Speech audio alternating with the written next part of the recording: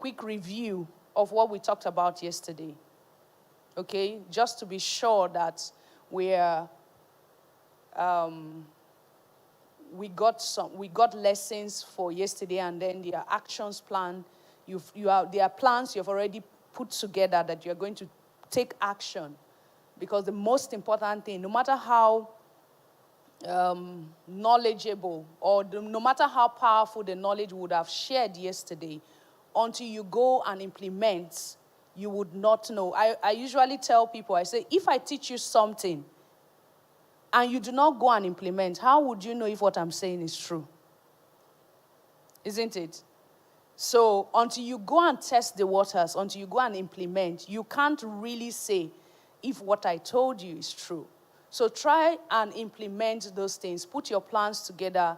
Find your strength. Find that anchor point where you want to project.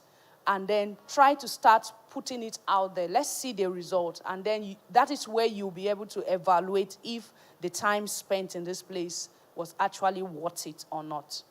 So I will just pick persons at random. Is our mic available? I sent you the slide. Okay. Okay, so you are the problem solver now. Now this your glasses can see the future. No wonder you can solve problems. All right, give the lady in white the lessons you learned yesterday. So this is what you do. Give us a summary of what we talked about yesterday, and tell us specific action steps you have put together that you would do going forward. Good morning, Ma. Good morning. Thank you so much for this opportunity. Yesterday, a lot was said about mindset changing, and specifically yesterday, I learned that God had done so much for me, and it's time for me to start doing something for myself. And I don't know much about computer and technology, but yesterday I was able to Google something about it and put some things down. And what were the things you put down? I Googled about software testing. I Googled about what software is. I Googled about application software and system software and web browser. I was just learning because I don't know much about those things. And I Googled about content writing, and I'm planning to start doing something about it. Amazing. Amazing. All right, pass the mic to the man. No, this. Unfortunately, your anointing cannot stop the mic from reaching you.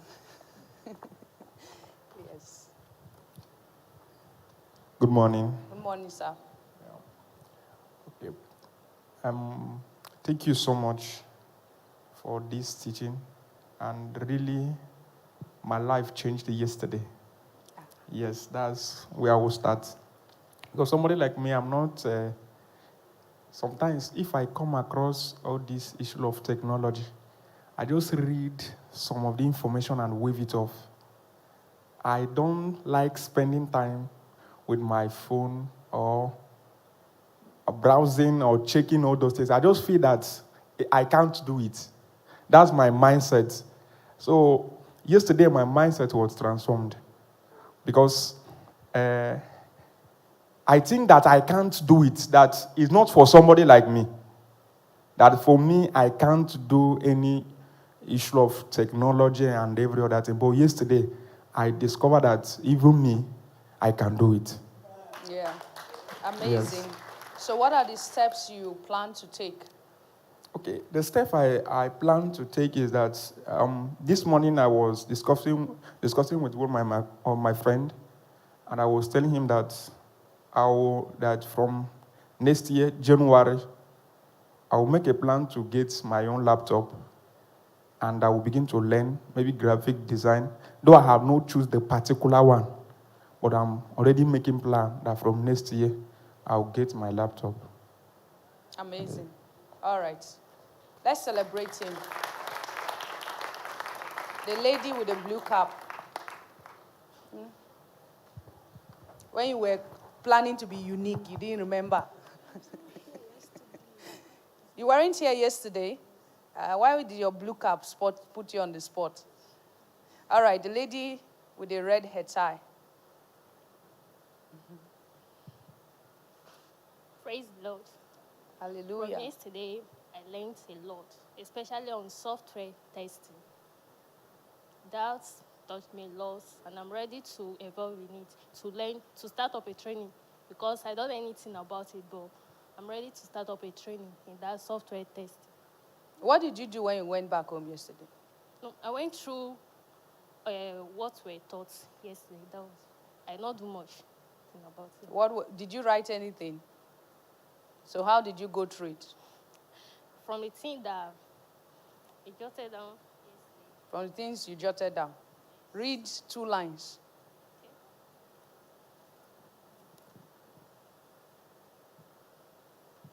Mostly, I jotted about the mistake people make about starting a career in tech. First, no understanding of what tech is in depth. Starting with whatever you hear. Think it is a quick money scam, especially that one. Now, I have the mindset that going into tech is not because of the money, but to build something within me, mostly. All right, thank you.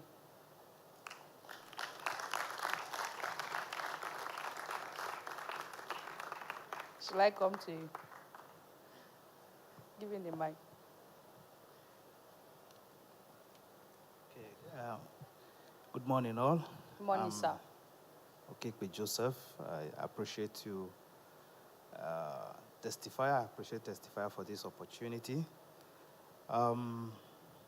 Actually, I've been craving to dive into tech, but coming from a background where I don't have any knowledge in that, or I didn't study any course that aligned to that, I've been confused on what actually to dive into, because when I just opened things, I saw that the whole thing is very broad. But I think a perspective had been defined yesterday for me that I can actually start from somewhere, and I really, really appreciate that. Moving forward, yesterday, when I went home, I have to go through some videos online, and I watched some videos, and I was able to understand that basically, if you want to go into testing, you have to have communication skills and thinking skills for you to be able to be a good tester. And you should always be open-minded. And I also discovered that there is differences between testing and checking. So testing is not checking, but checking is part of testing, but testing is not checking. So I discovered a whole lot yesterday. All right, amazing. We have very amazing people here. So one more lady and would be ready to move forward. Lady, are you not the only lady there? Yes. Okay, good morning, ma. Good morning. My name is Joy Osifu. Thank you very much. For the lesson yesterday, I learned a lot. I used to be very concerned about Nigeria medical health. The health system is so bad. And I was thinking, like, how would the health system change? When she was talking yesterday, she was emphasizing that it's not really only about tech. It can be other field. And my attention was drawn back. And when I went to me yesterday, I actually took my laptop and I had to draw something that, Joy, you can actually start from somewhere. You can do it. But then, where did she start? How did she do it? She mentioned some things like she did something she didn't know before. She ventured into some training. So I wrote down, what do you need to know now? What do you need to study? Where do you need to begin from? And I thought, I didn't study medicine. I studied medical lab science. And it's majorly doctors that own hospitals. But I was like, my founder in the university, Reverend Father Ede, is not a doctor. He's a philosopher, but then he owned an hospital. So I can actually begin from somewhere. I can actually effect a change just as she did in tech. I might not actually venture in tech, but medical field, I can make a change in Nigeria. Thank you so much, Madam. Amazing. Amazing. Wow, let's celebrate her once again. Celebrate, oh, celebrate. So, let me share, please, can I see the next slide?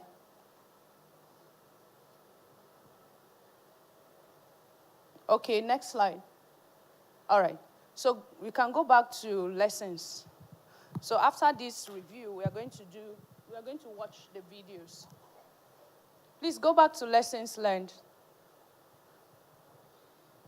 Thank God we are at the end of the year, okay? And part of what we talked about yesterday is doing evaluation of your journey so far and what you can do to position yourself better for not just your career, for your family, and the things you want to do. This is an example of me planning my year planning 2022. So you see that some of the things we are sharing with you, I don't turn pastor. And you know, yes, and the Lord said, this pulpit alone will just cause one fire here now. All right, thank you so much. But this is to let you know that the things we share with you is not just something we just try to Google and just come and share with you. These are things we practice and get results. One of the things you must do, especially now that this training is really strategic, that it's coming at the roundup of the year. Do you understand? So it affords you that time. I know that once it comes to the end of the year, the beginning of the year, there's this euphoria in the air. Oh, New Year resolution. You don't have to do that from the place of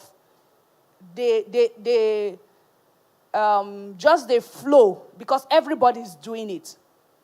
Do you understand? If you do that, I'm sure there are so many resolutions you've done at the end of the year and even at the beginning of the day you've never kept to. Do you understand? Because you do it from the place of emotion, not from the place of real evaluation. And some of the very sincere questions you have to ask yourself, and which were some of the things I also used to plan out my year for this. I started off by saying, okay, what are the things I got right in 2021? I made a list. So I'm sharing this. You can take it down. Make a list of all the things you know you got right in 2022. So those little wins, you may think they are little, but those are the things that would stand as a motivation to push you forward, right? Before you begin to even complain about the things you were not able to achieve. So let's look at the things you were able to achieve. Were you able to read one book as opposed to not reading any book? Do you understand? And my win the measure of my win may not be yours based on where you are.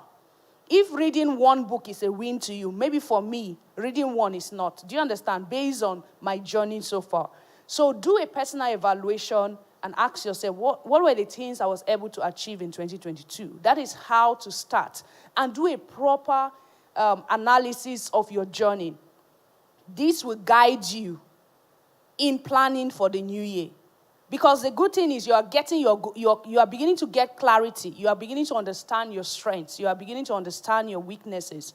Now that you are paying more attention to these things, you will see that there may be things you have ignored, right? But now that you are going to look at it from the lens of self-awareness, you would identify things that you really need to work on.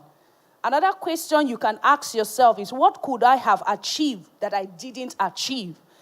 But don't stop there. The question is, why? What could I have achieved that I didn't achieve? But don't just list it. Ask yourself where the truth lies. Why were you not able to achieve it? That is where the answer is. Because if you just said, I could have written a book, but I couldn't, you have not solved the problem. The problem is, why were you not? So when you now look inward and say, okay, I didn't pay more attention to it. I didn't discipline myself to write a chapter a day. Do you understand? You have answered. When you answer your why, it's easy to work on it. But when you just identify it and leave it lying, it's difficult to even know what next steps to take. Do you understand? Next question you can ask yourself is, what did I achieve in 2022, but can be improved in 2023? So there may be things you actually achieved, but that is not the best version of what you achieved.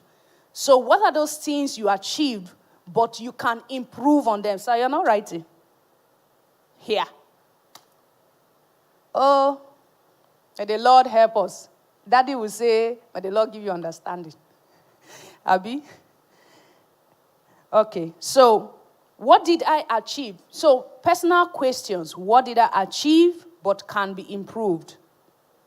What could I have, what can I do to achieve these things? Now that you know that, oh, these were the things I want to achieve or I could have achieved. So the question is, what can you do now? What are the next steps? Don't just rush in answering this question. Remember, I had proposed that if you shut yourself for 24 hours, nobody will miss you, right?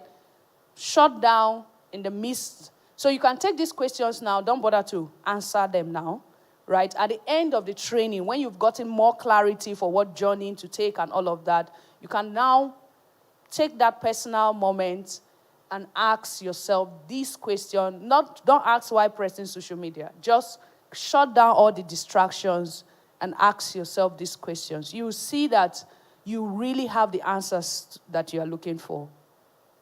Okay? I just thought to share some of that guideline with you because these are some of the things I also used in 2020, used to evaluate 2021, and then it also helped to give me a good start in 2022.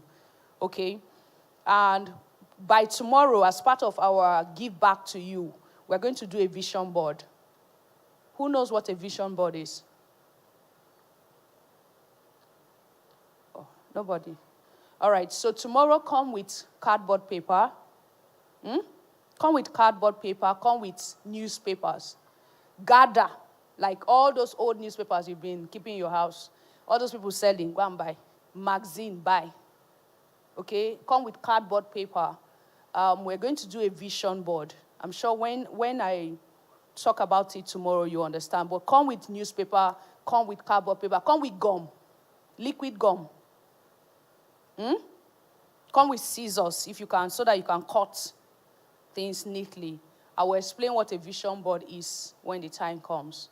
But trust me, you are going to appreciate that session at the end of the day. So without further ado, media, please go ahead to play. Ibronke, would you want to say something for Ogon? Please, let's celebrate my madam at the top. Celebrate her, or if not, we'll just... Somebody told her that he didn't know that tech people used to wear gown. Yeah. All right. Even though Pastor Tony is not here, I want you to celebrate Pastor Tony again. Like shout, clap, celebrate him. Is that how you will celebrate Pastor Tony? Seriously, you would, maybe few months from today, you are going to sit back. When you begin to produce a result, you value that he could think about you and put these projects together. So we're going to watch video 3. Okay, my laptop is here. Oh, okay, I'll pass it on. Ibronke, I think you can engage while I sort out the laptop. I know you don't want to speak. You will speak by force. Please celebrate her so that she will be ginger to speak.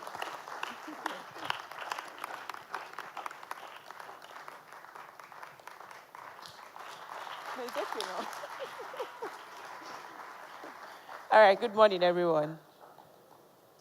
Blessing is there. You come and continue. I think Blessing has that ginger spirit than I do. Good morning, everyone. All right. Thanks so much for all the feedback we got for yesterday's. I believe that, of course, everybody has their own feedback as well. Today's session is going to be more intensive. We have 4 more introduction videos to watch. I think we still have like cybersecurity, product design, and some other 2 courses. After that, and please, when you're watching the videos here, I think that's something I should mention. Please don't just watch them like a movie. I know they are showing them on a big screen and they are putting off the lights. So you're in a movie cinema setting. But please don't watch them as a movie. Be very attentive and jot down things, right? Because at the end of these videos, you will then be shared a link to make a choice on which of these 6 courses do you want to join in. Because after these 6 courses, we are going to have like a breakout session today. So this is when you now pick. And you don't want to now have the 6 courses in your front and you are still now confused on which one to pick at the end of the day. So please, I know you have watched 2 yesterday, cloud computing and software testing. And it's always fun because when you watch those first 2, it is the first 2 that the one that you watch that you are interested in until you now watch others. You know, and this is almost like the 6th time I'm doing such a program like this. And when people will come to me and say, you know what, I want to learn DevOps. When they come into the program and then they start watching the videos, the first video they watch probably is like cybersecurity. They say, I'm going into cybersecurity. Everybody will be talking about cybersecurity. Let them watch 4 or 5 more videos. They will now that's what I call pure confusion. Because that confusion is directional. You know, the confusion you have before, you don't even know what tech courses are, right? But the confusion you have now you know what tech courses are, but you don't know which one to take. And that's a good confusion.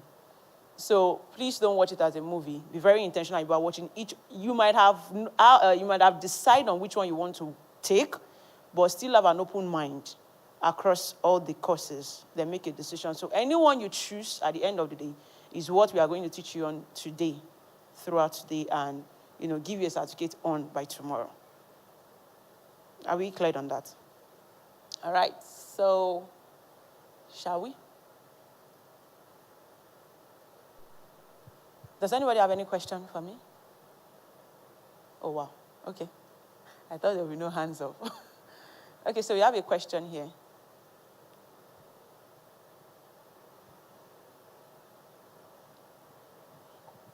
My name is Paul Tega.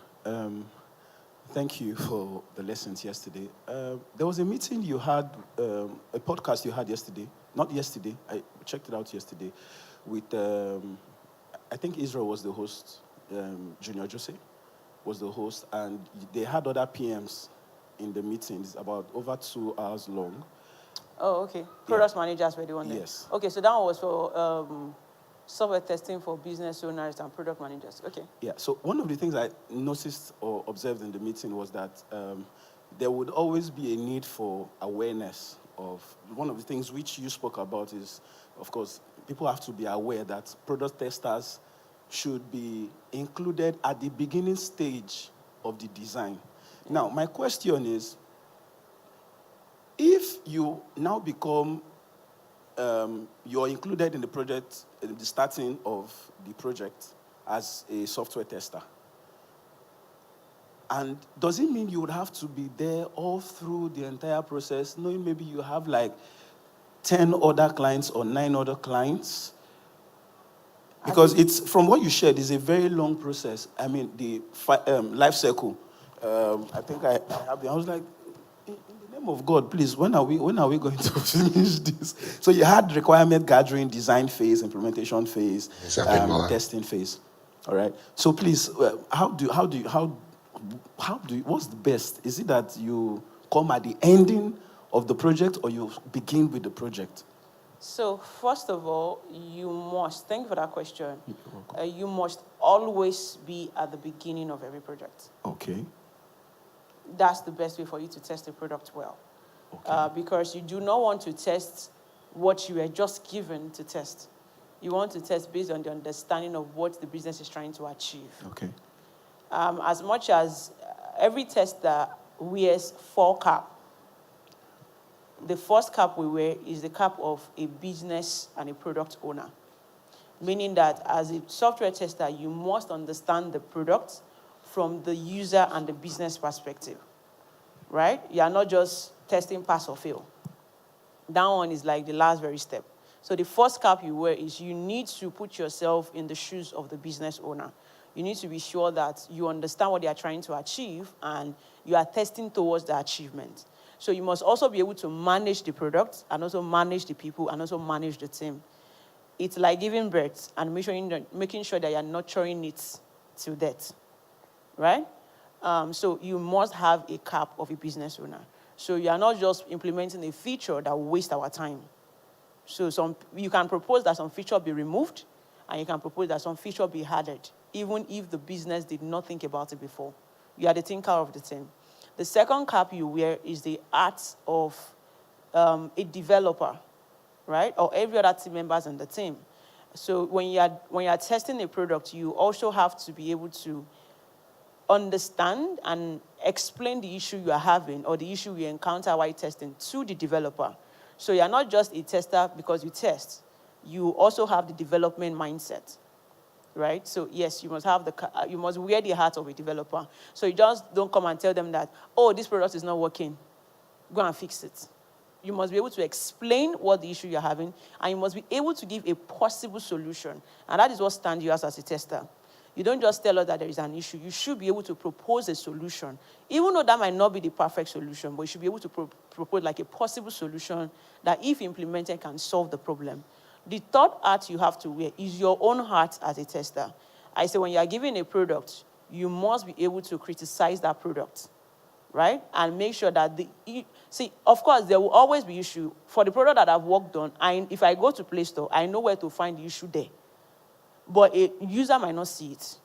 There are some issues that I've seen on WhatsApp that you might not see because you are just a user. But those bugs are there, but you might not see them. So there are some bugs that should never be obvious. So as a tester, you have to be able to do your job thoroughly, right? Then the last hat is the hat of a user. As much as you are involved in the product, you are involved in the development, you are involved in the testing, you also need to use the product as someone that don't know anything about the product, because at the end of the day, regardless of the 500 lines of code you write, if it is not useful to a user, it is useless. So if you come and tell me, and I say, oh, this AC is not working, and then I say, is the circuit, I don't care. Baba, this AC is not working. Fix it. That is the way a user thinks. A user does not care about all the design or the code that you write. They just want to use this product, and they want it to work for them. So you have to be involved from the beginning to the end, wearing those hats.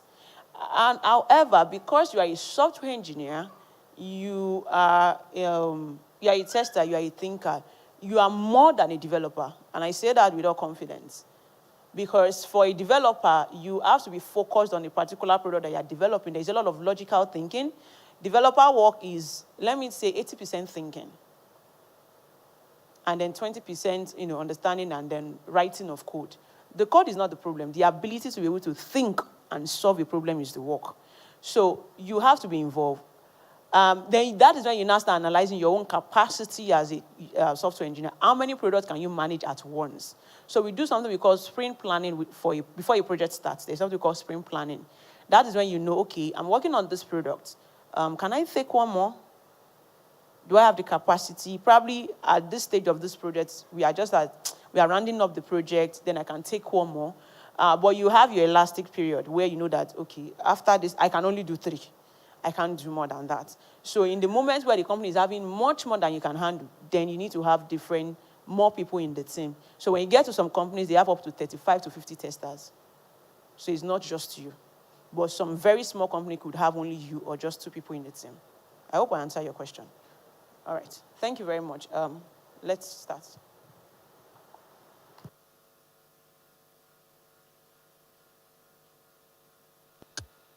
Dreaming with your eyes wide open.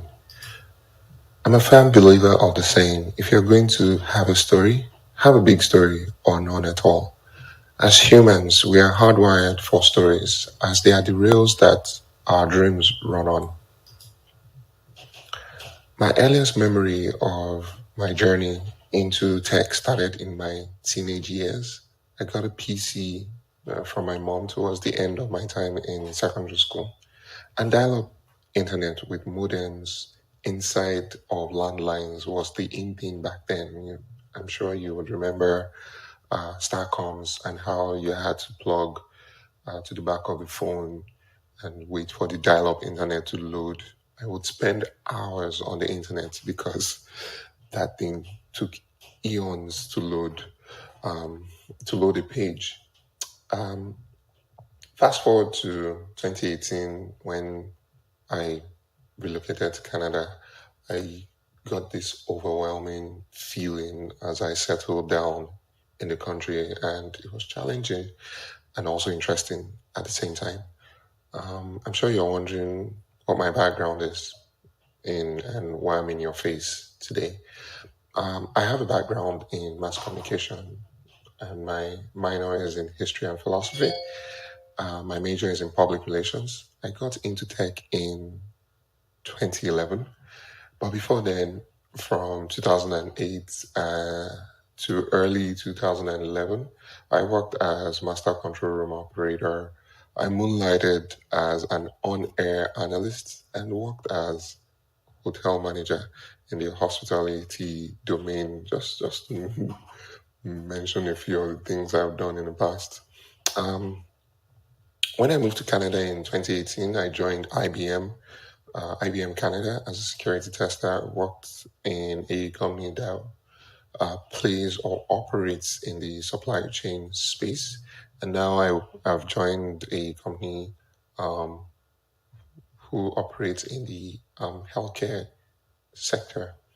I'm one who considers himself as a voice of quality that champions solutions to problems.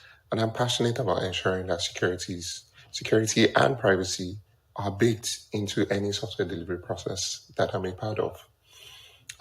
Currently, I lead a team of security engineers that help deliver secure software solutions while preserving customer experience and trust.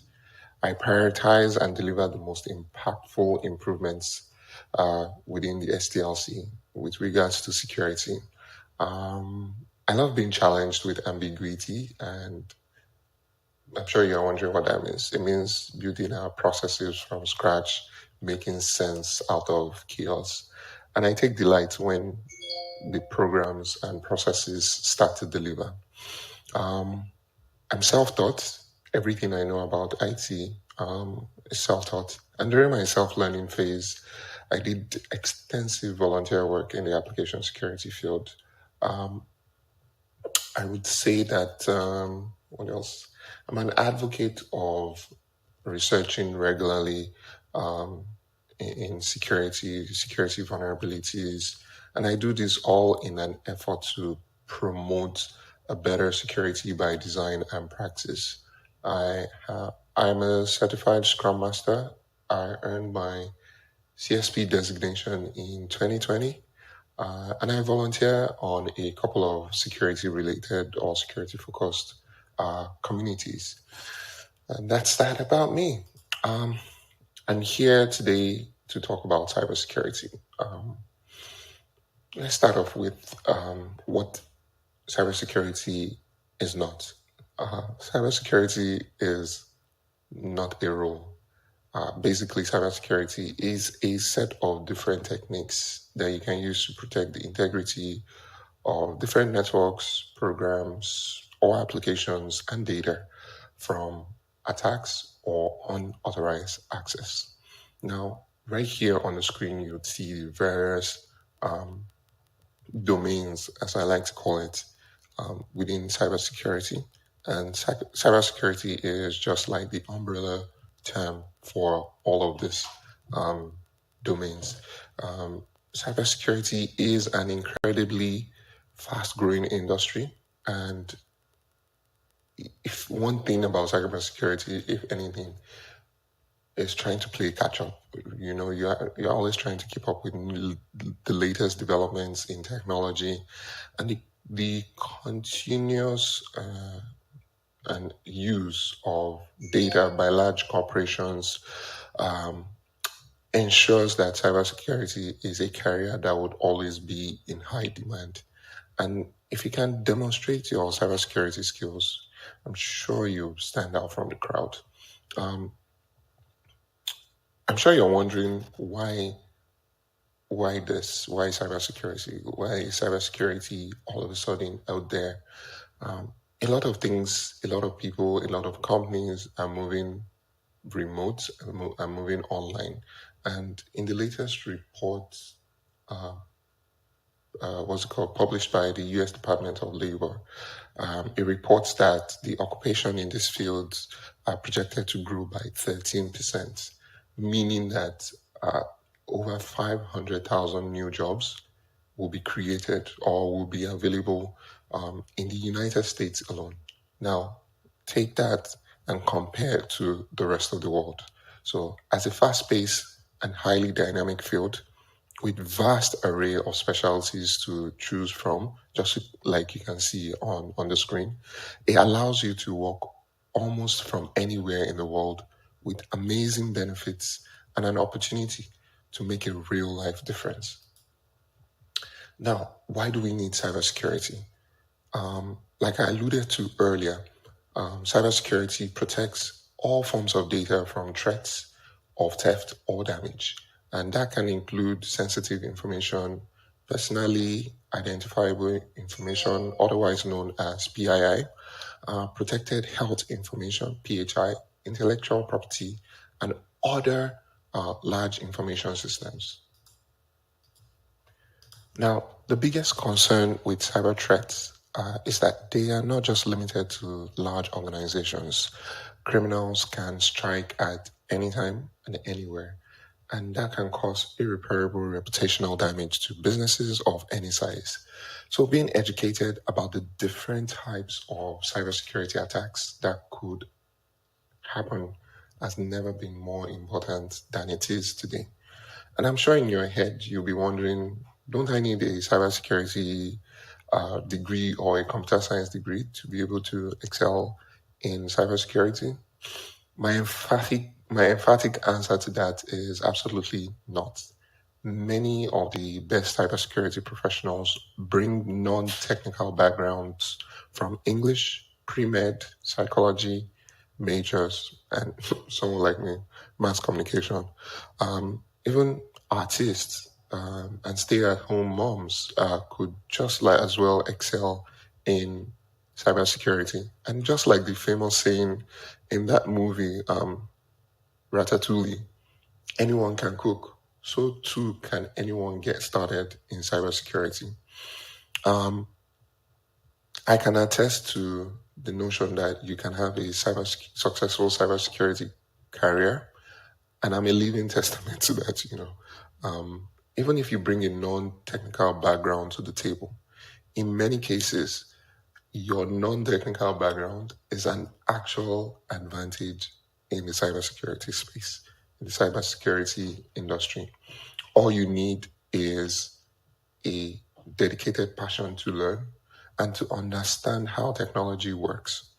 Many people think cybersecurity is all about hacking into or breaking things, but cybersecurity is actually all about learning how technology and people interact and work. The key is not a technical background, mind you.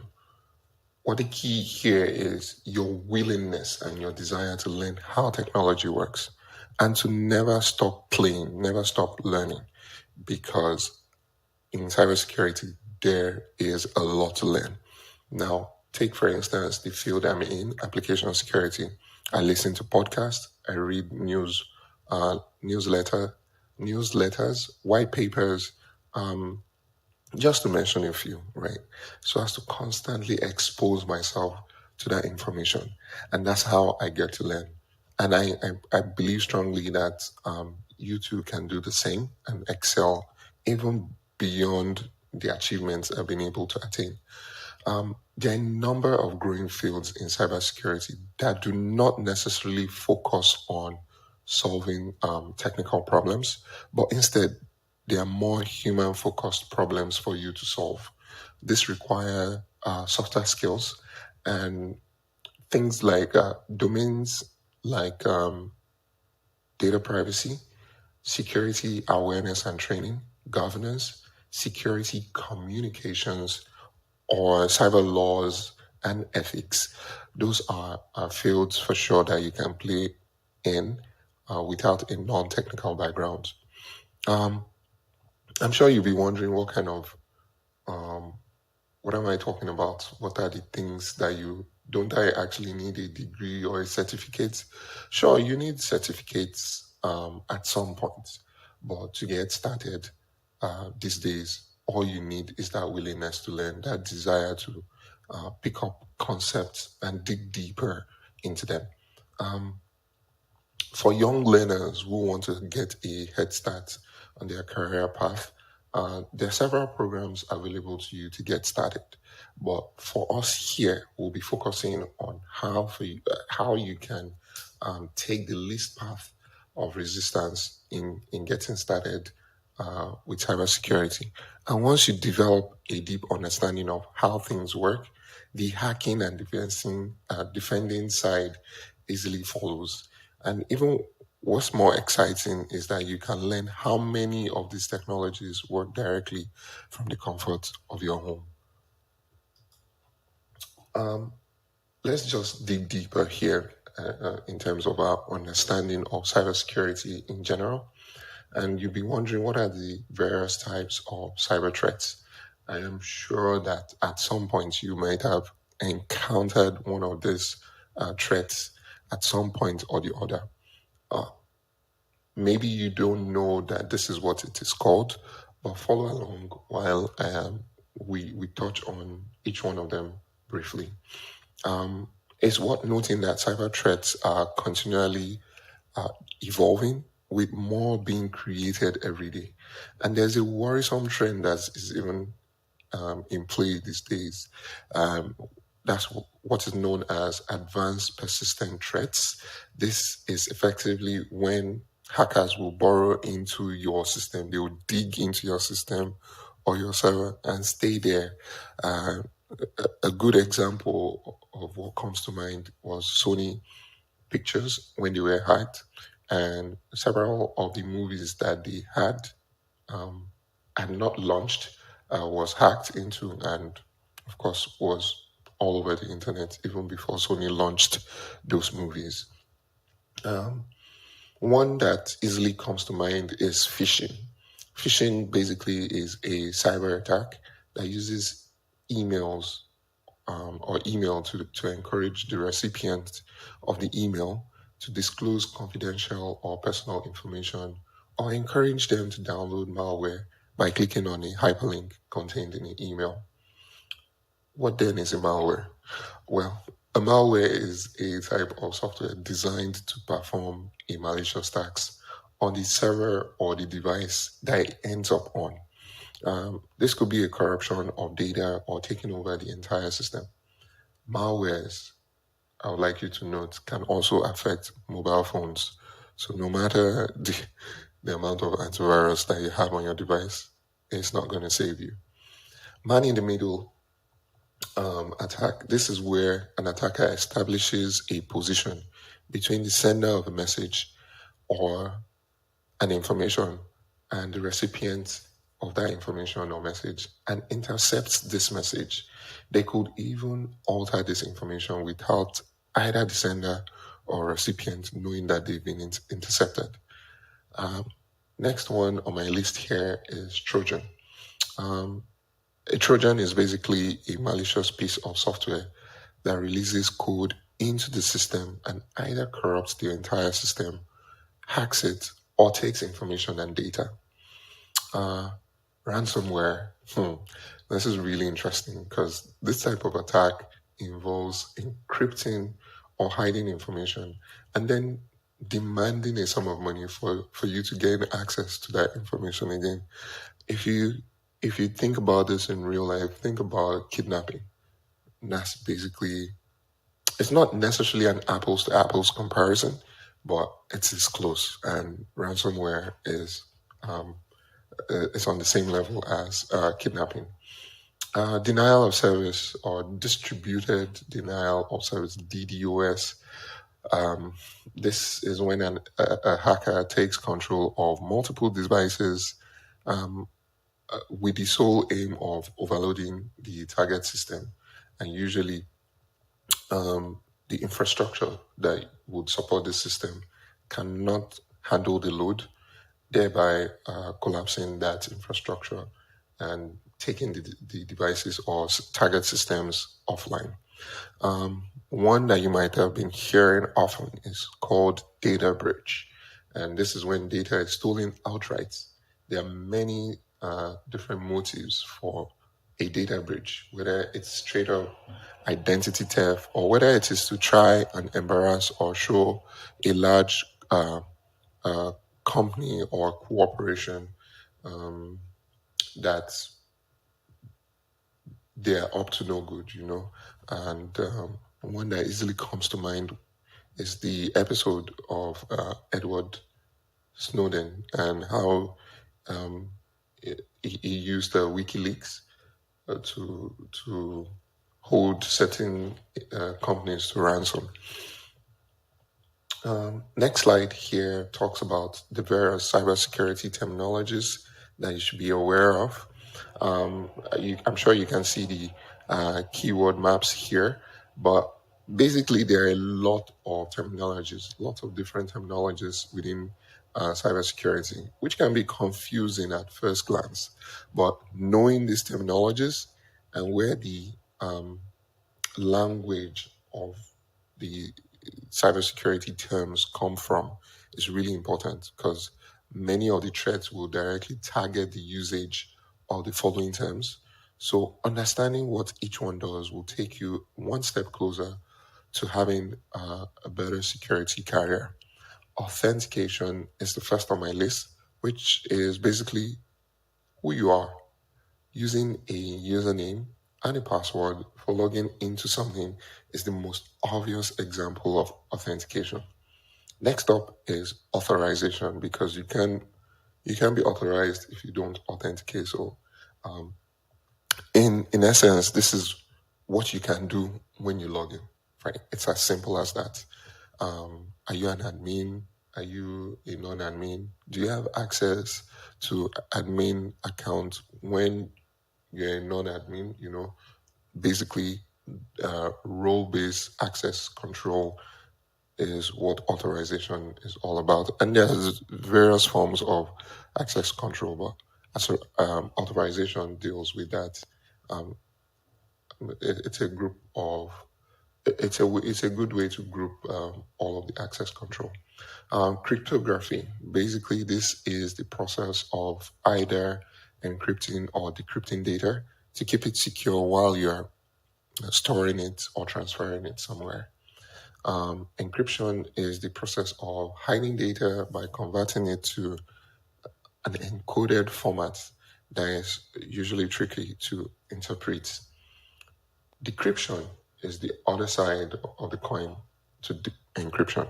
Decryption is the process of revealing the encrypted message by decoding it into an understandable format. Now, there's something called the CIA triad. Think of a triad like a tripod, 3 legs, right? And one of the legs is confidentiality, another is integrity, and the third one is availability. Not to be confused with CIA, Central Intelligence Agency. Nope. Basically, this is the design model for many organizations to form their own security practices or policies as a whole. Next concept for you to know about is something called list privilege. And this concept talks about you assigning the minimum privilege or privileges for the person to do their job and nothing more, right? Keeping it simple is really important in security. If you don't need access, you should not get access.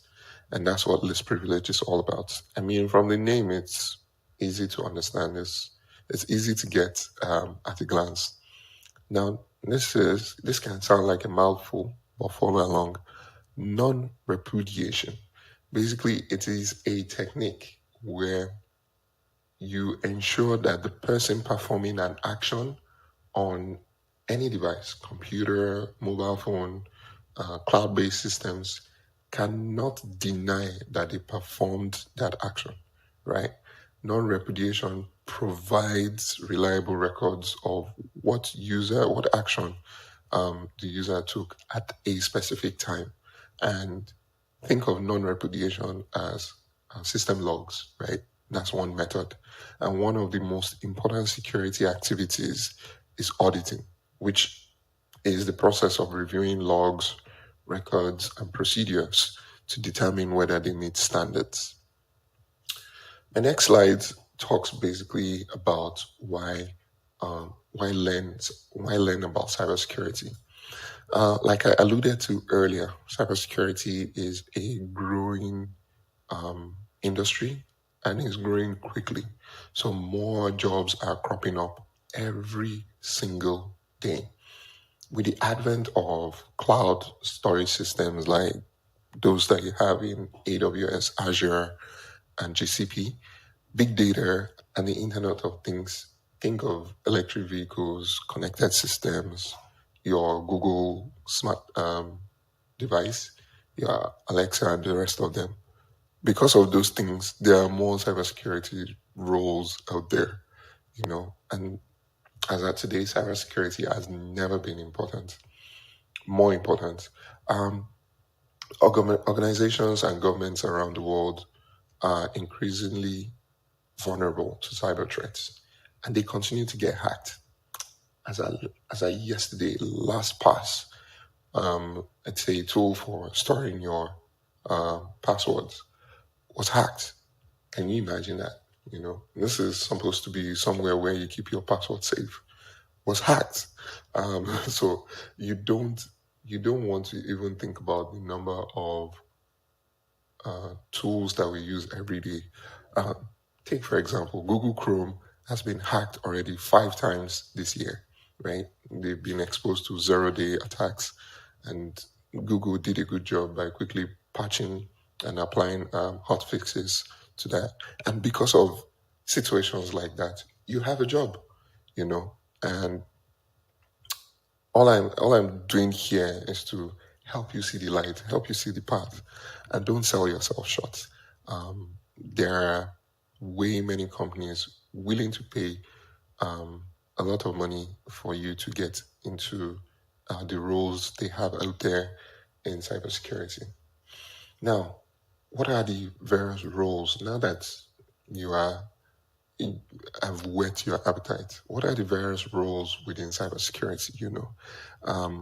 I'm biased to application security. I don't even hide that, but you can see from this image the entry levels, mid-level, and of course the senior management roles or positions that you have there. But examples of roles, one that really struck me recently was a cryptographer, right? And I was like, what do they do, right? They are tasked with writing algorithms and code to protect sensitive data. They are the ones that ensure that encryption works, or rely on the concept of encryption to hide or protect sensitive information. And then there are the digital forensic experts, where they take a malware and then they try and investigate and check if, say, after a digital crime has been committed or a data breach has occurred, these are the guys who are saddled with the responsibilities of trying to find the perpetrator of such acts. Now, I'm sure you've heard of Chief Information Security Officer before. As the CISO, that individual is responsible for implementing policies within an organization that protects assets and the information contained therein, and then they share that within the organization. This role is perfectly suited for anyone who has a business mind and a technology hat. It is a technology-based role where it directly impacts the business. I'm just going to touch on those few ones, and How do you get started with cybersecurity? There is no silver bullet. I can't answer this question in a straight way without going roundabout. So, after you've seen my previous slides and you're convinced that this is the direction for you to go, there are several strands of cybersecurity that you can specialize in and demonstrate both your hard and soft skills that you would easily find a great starting point for your career within cybersecurity. All you just need to do is familiarize yourself with the technology and relevant skills required for that particular role that you're targeting within cybersecurity. Again, I must emphasize that cybersecurity is not just one role. It is a group of roles, and for a lack of, when someone asks, "Oh, what do you do?" and I don't want to, I would try and gauge and say, "Who is asking?" That would determine whether I say, "Oh, I'm into cybersecurity." But if I know if the person knows more about cybersecurity, then I'll go ahead and say, "Oh, I'm into application security." That's how it works. And there are several domains within cybersecurity. I'll leave you with this slide just to have a good understanding of what your roadmap would be in learning cybersecurity. And I guess we'll be meeting in next class to dig deeper into some of these things. Some essential skills that are really important in cybersecurity include risk management, data privacy, understanding cloud systems. Those with previous or demonstrable experience of this in the workplace will be a great position to get started within cybersecurity. As part of this roadmap, it will be really important for you to understand that getting hands-on experience, getting into spaces where you can have a playground, right? And actually try these skills on sandbox environments will go a long way. It will take you farther, even more than getting a certification. And then from there, you would start to get familiar with the work and you'd see how to put to play your skills. I think I'll leave it at this point for now. On a final note, if you've been pondering on whether you need to dip your toes into the waters of cybersecurity, but you weren't too sure where to start, then we hope that a CS Launchpad will give you a better idea of what cybersecurity entails and what you can expect from it too. There would always be a need for people to work in cybersecurity. It's really broad, exciting, and constantly changing. And there's a long, I would say, as long as there are cyber attacks, there will always be need for personnel in cybersecurity. So I will leave it here for now, and then I'll see you some other time. Thank you.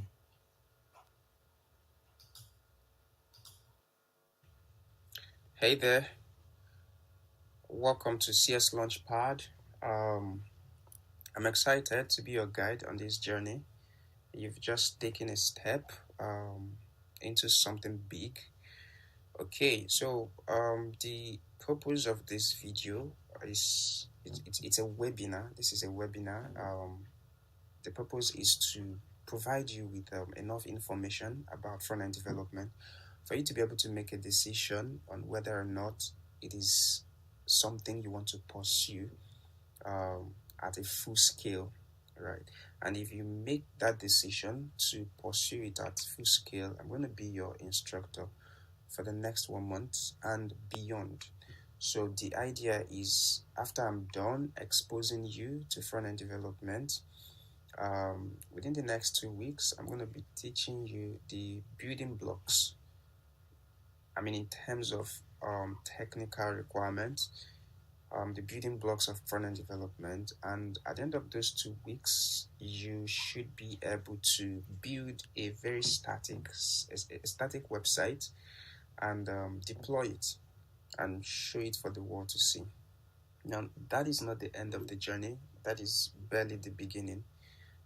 So beyond the 2 weeks, if you are still interested, if after what we've done in those 2 weeks, if it fascinates you enough that you want to dive even deeper, then I'm going to be your coach until you land your first job. But that would be outside the scope of this program.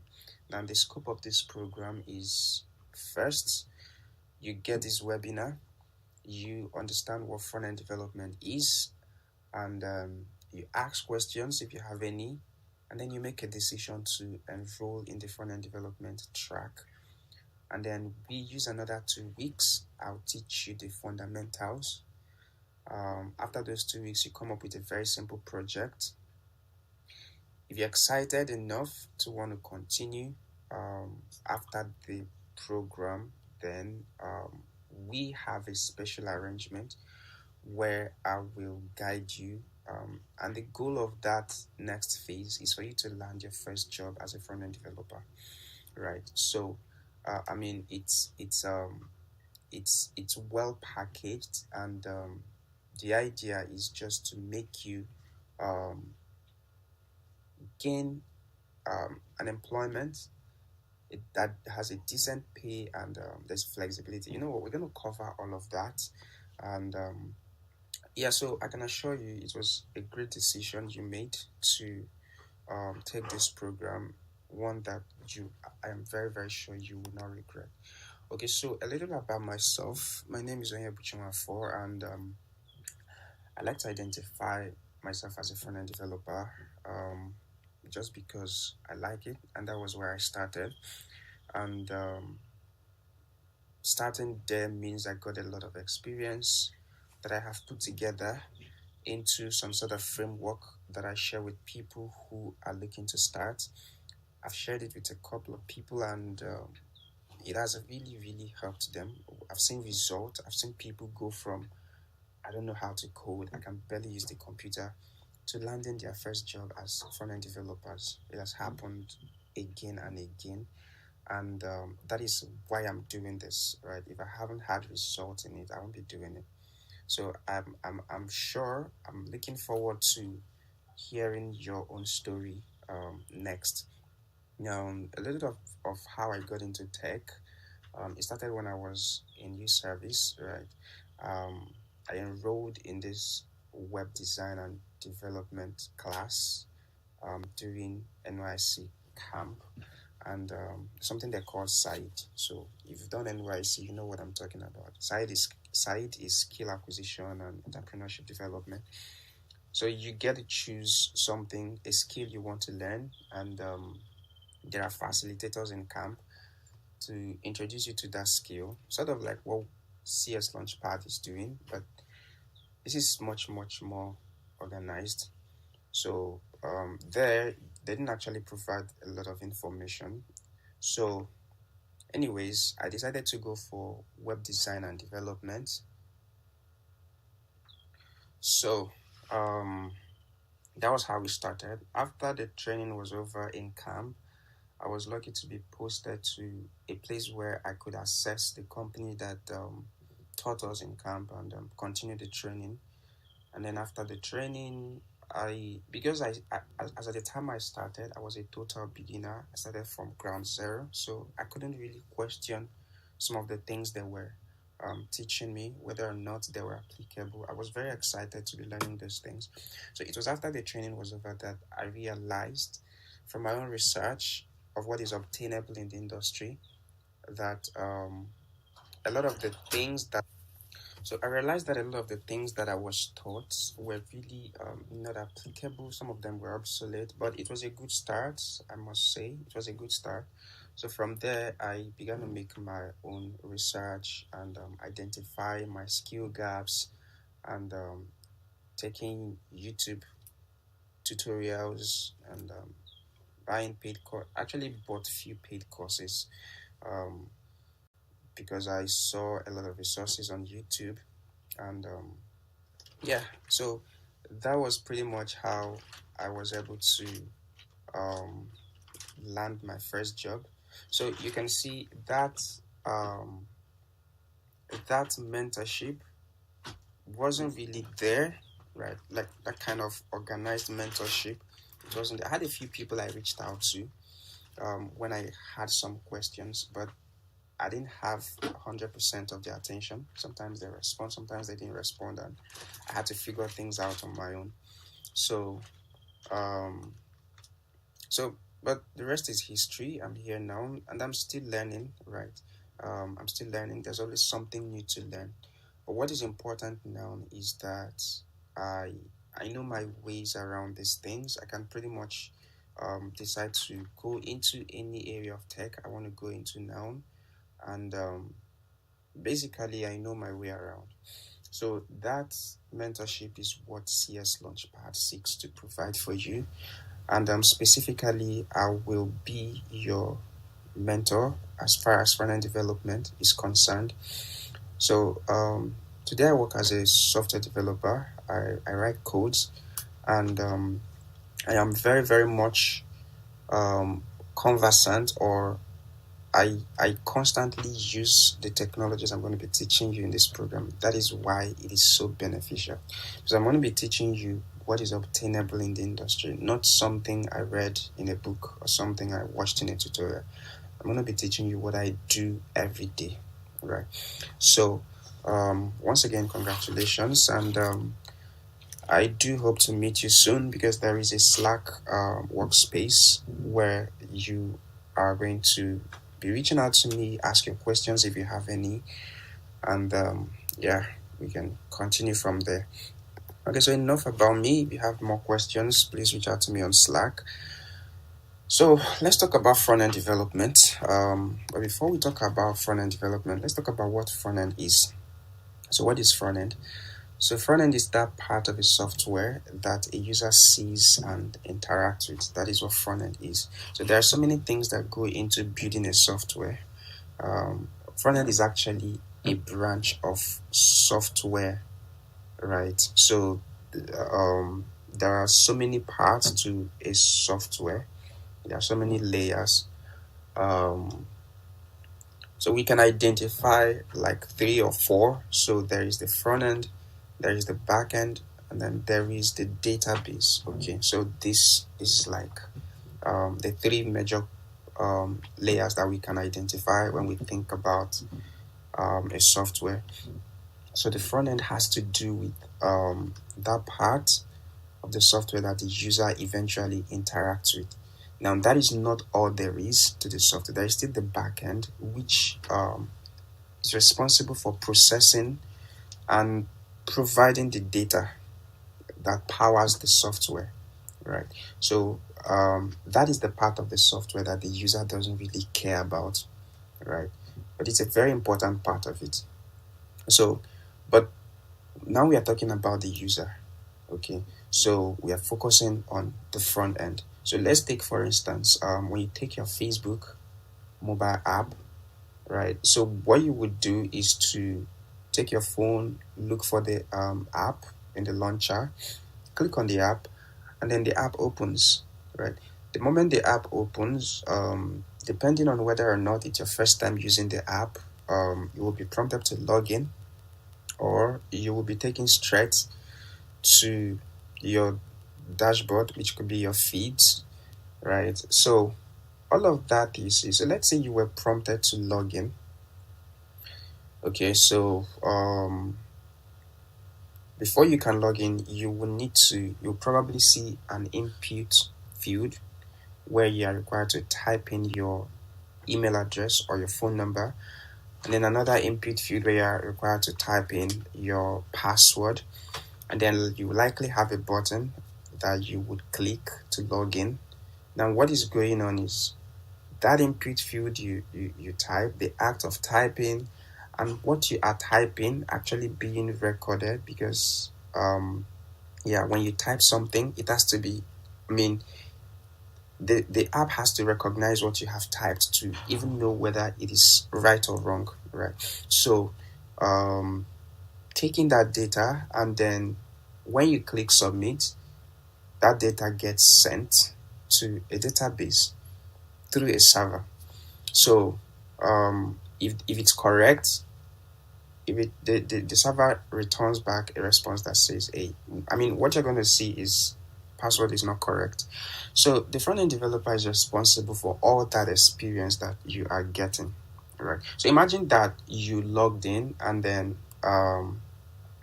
you've entered your email and password, and then you logged in, and then nothing happens. So let's say there was an error on the server, something went wrong on the server. Maybe you entered the wrong email address, or you don't have network connection. Now, it's not the job of the server to tell you that. The job of the server is to take the data that you have imputed and process it. And processing it, because you're not seeing the server, you're not dealing directly with the server. If anything goes wrong, the server doesn't tell you, the user, that something went wrong. Now, it is the front-end developer that will make sure that whatever happens on the server is translated to you in a way that the user will understand it.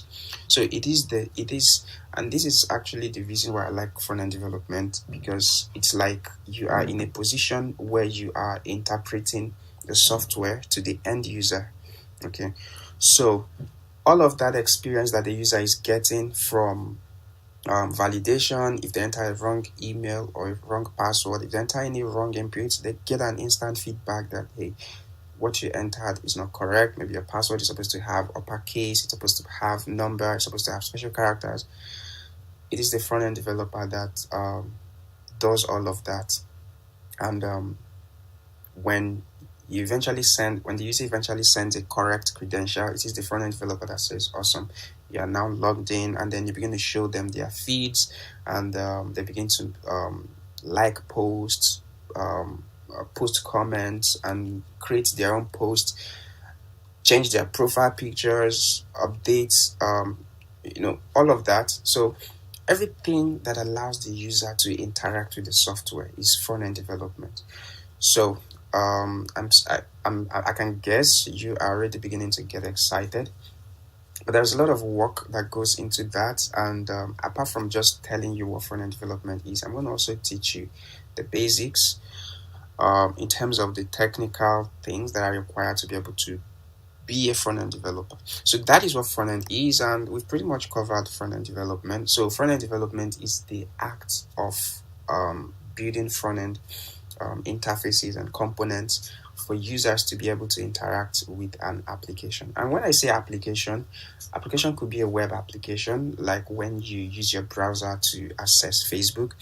Application could be a mobile app, like when you use the Facebook app that you downloaded from the app stores.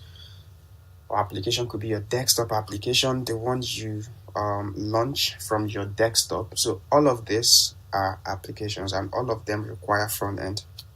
Okay, so so front end development is that aspect of software development process that focuses on the user-facing components of the software. Like I said, there is a part that focuses on the server, which is the back-end development, and the databases and all that, but that is not front end, right? Okay, but they work together, really. Okay, so there are some, like I already mentioned a couple of times, front end doesn't work alone. Front end works together with other components of the software. Front end developers, when you search front end developers, you'll see related terms like UI UX, like backend. So what is the connection between these fields? Now, I already said what front end is. It's that part of the software that allows the user to actually interact with it. Now, UI UX is like a design, it's like a prototype of the software. So UI UX designers, what they do is to come up with a prototype of a software. Think of it like the architects when you are building a house. So the architects would come up with a design, come up with a prototype that looks everything like the real house, but it's not the house yet because you can't live in it. So that is what UI UX is, and they make use of design tools like Figma, like Adobe XD. So to come up with that design, I mean, there are a lot of things that go into it. They are actually the ones that bring out the idea. So when you have an idea for a software or for an app, the first person to go to is not the front-end developer, it's not the back-end developer. The first person to go to is a designer. So they are the ones that will think through the business requirements of course, it has to go through some series of business development process to be able to come up with a business requirement. And then the designers, based on that, come up with a design. And I mean, that's a different track on its own. That's a different domain on its own. So the idea is they come up with a design, a prototype. Now, the front-end developer takes this prototype and writes code, right? Now, designing UI UX, UI means user interface, UX means user experience. So it's like saying user experience and user interface design. So these designs don't involve code. So the front-end developer will take the design and translate it into a working code, right? So depending on the platform for the application, depending on whether it's going to be running in the browser, like web applications, or if it's going to be running on mobile operating systems, maybe iOS or Android, like mobile apps, or if it's going to be running on some desktop, if it's going to be running on, like a desktop application. It could be, if it's a desktop application, you need to think, is it Windows? Is it Mac? So these are some of the things now, and these are all things that front-end developers have to take into consideration.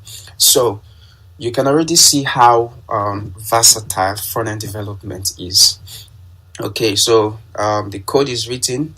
If it's a web application, if it's going to be written in JavaScript, HTML, and CSS. If it's a mobile app, I mean, there are a couple of options for building mobile front end of mobile apps. You need to think of the operating system. If it's Android, you're likely going to use Kotlin or Java.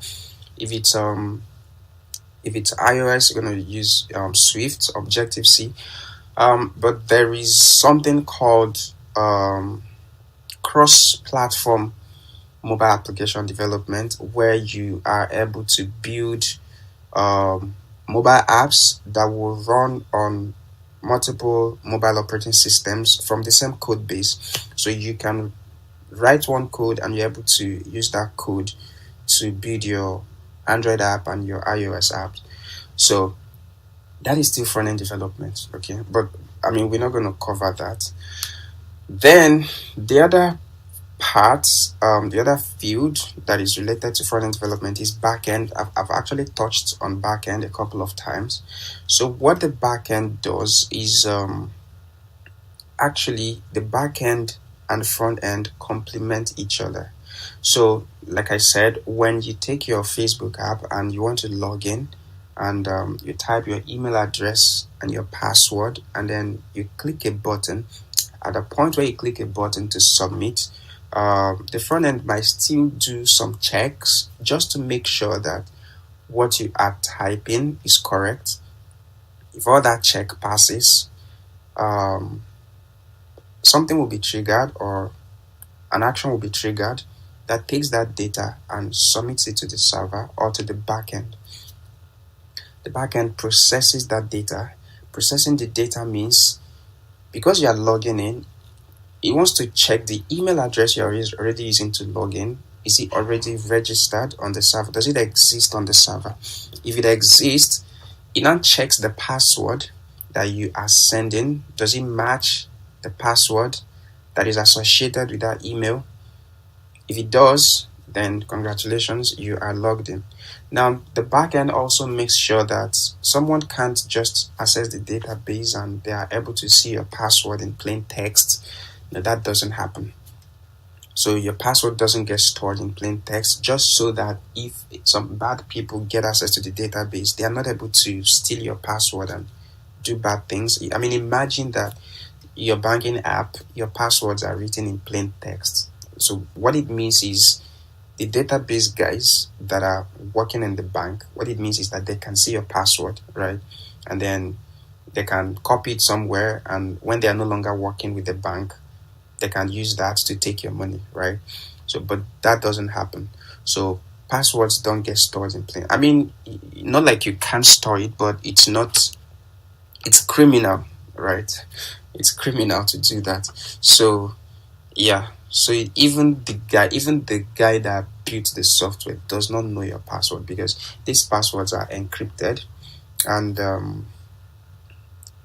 they get encrypted means they are stored.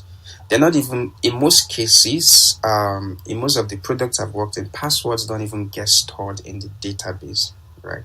It doesn't get stored. So, but that's another data. Just to make you, just to let you know that security is a very important thing to consider when you're building softwares. So backend is responsible for taking care of all that, making sure that um, like the software is airtight, right? Because there's a lot of data processing that happens on the back end. That is why security is a very, very important part of backend development. Okay, so the backend guys, you can already see the backend development is usually called server-side development. Front-end development is usually called client-side development. Okay, so they complement each other. All right, so your data is stored in the database, which has some connection with the backend, and through the backend, your front end can send information to the database or retrieve information to the database. Okay, so the feeds that you see on your Facebook app is actually coming from some database that the front end is fetching through its interaction with the backend. So you don't need to concern yourself about how backend works or how the backend servers are built. So because you are a front end developer, okay, but I just wanted you to know how these fields relate to one another. Okay, so just to recap, the front end guys write codes from design. They write codes that transform design into working app, and then they connect with the backend to be able to interact with the database, send data, and retrieve data and all that. So that is how softwares work, and that is how front end comes in. Okay, so let's just zoom in a bit to this field, these related fields, and see how they differ in details from front end development. So UI UX, the designs UI UX designs the user interface and user experience of the product, while front end builds the user interface and implements the technical details of the user experience. Now, the back end builds the server side component of the software. That's the core business logic and the database, data processing, all of that happens in the back end. So these are the major or the basic responsibility of each one. Now, next, let's compare the extent of coding required. Now, UI UX does not require any coding. You don't need to know how to code to do UI UX. Front end requires coding. It's all about coding. You first of all start coding the design and then transform the design into code. Now, you also code how the front end will relate with the back end, will communicate with the back end. And that's usually what we call API integration, right? Okay, so the backend also requires a lot of coding, as you can imagine. Now, in terms of tools, the UI UX design requires tools like Figma, like Photoshop, like Adobe XD. So these are tools that designers work with. Now, front-end developers use tools like HTML, CSS, JavaScript, and the other frameworks that they also use, which we are not going to cover in this program. Now, I mean, backend uses technologies like Python, like Node.js, like Java, like PHP. So these are client-side programming languages. Now, in the tools that front-end developers use, JavaScript is the only real programming language. HTML and CSS are not really programming languages, but they are still very, very, very important. Now, the fact that they are not programming languages doesn't mean that they are not important, right? I'm saying this to clear the air because that topic comes up a lot. So yeah, so these are the tools for each track. Okay, so but we are focusing on front end development, so we're going to be focusing on HTML, CSS, and JavaScript. Now, HTML is hypertext markup language. So it's a markup language that we use to build the structure of web pages. CSS is cascading style sheet. We use it to make the web pages visually appealing. And JavaScript is a programming language. Okay, so we're going to go into the details of all of this, so let's not spend a lot of time here. So it's enough to know that these are the tools you're going to be working with as a front-end developer. Okay, so why would you want to go with front-end? So why front-end? So the reason you may want to choose front-end is, one, it is fun and it is exciting, right? So, I mean, the way you code it is how the world will see it. Like I already said a couple of times, the users don't care about the backend or the server or the database or the load balancers they don't care about all of that. All they care about is what is in front of them, and the front-end developer is what decides what they see. So I mean that's one reason you will want to go into it. So it's beginner friendly. Yeah, so actually this is the reason most people begin their software engineering journey as front-end developers. It is beginner friendly. So you saw what the tools, in terms of the tools we saw earlier, HTML, CSS, and JavaScript. This is all you need to get started as a front-end developer. And we're going to be covering this to a very, very good depth in this program, right? So it is beginner friendly. I mean, it doesn't, the entry or the barrier to entry is pretty much low. So yeah, and it's also highly relevant. It is very, very relevant. It's much easier to find a job as a front-end developer than in any other field, and that is because every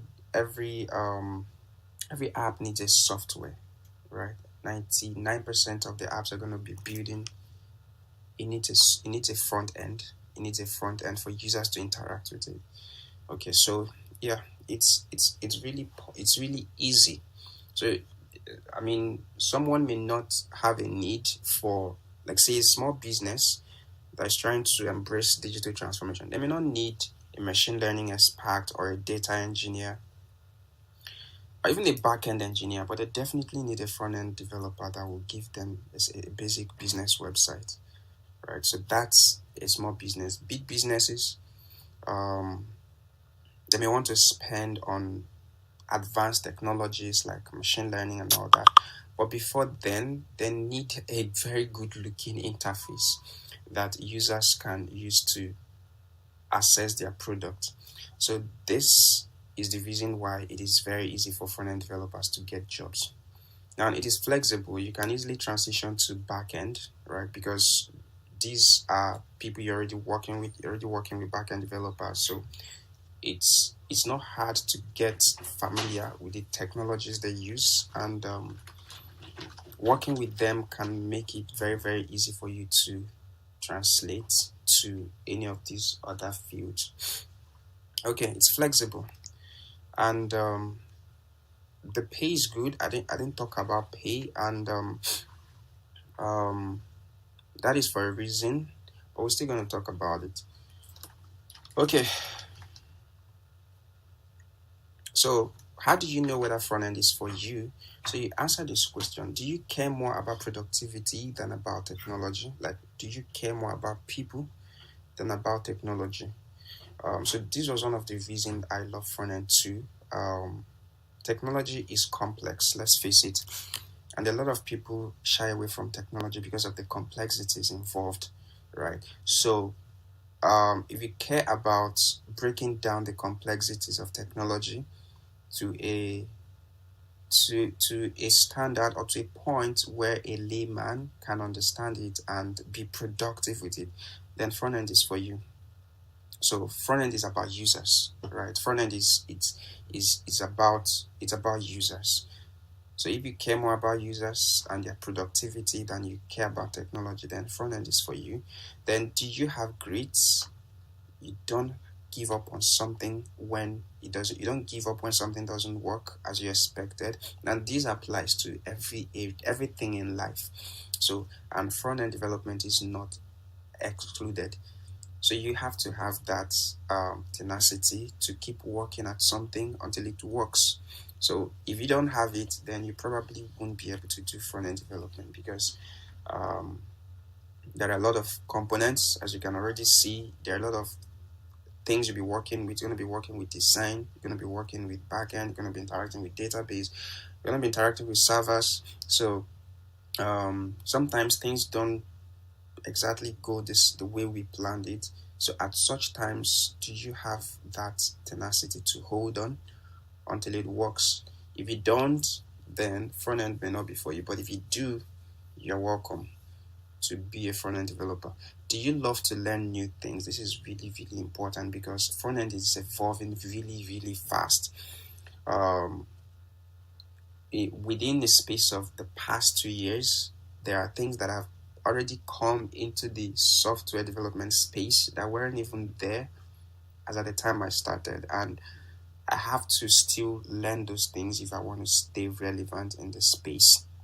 So that is another thing to keep in mind. You don't learn one thing and you're like, okay, I've arrived. No, you learn one thing and you be on your toe for when something new comes. I mean, not that you want to learn everything and be an expert in everything. No, but when something new comes, check it out, right? Compare it with what you already know, and see how you can adapt, right? So that's basically it. There are a lot of technologies that have come in. I don't use them, but they are new, so I had to look them up just in case I need them.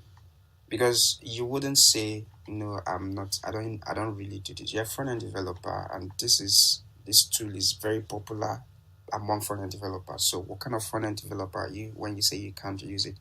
So you just say, okay, yeah, I know about it. Haven't used it a lot, but I can pretty much adapt.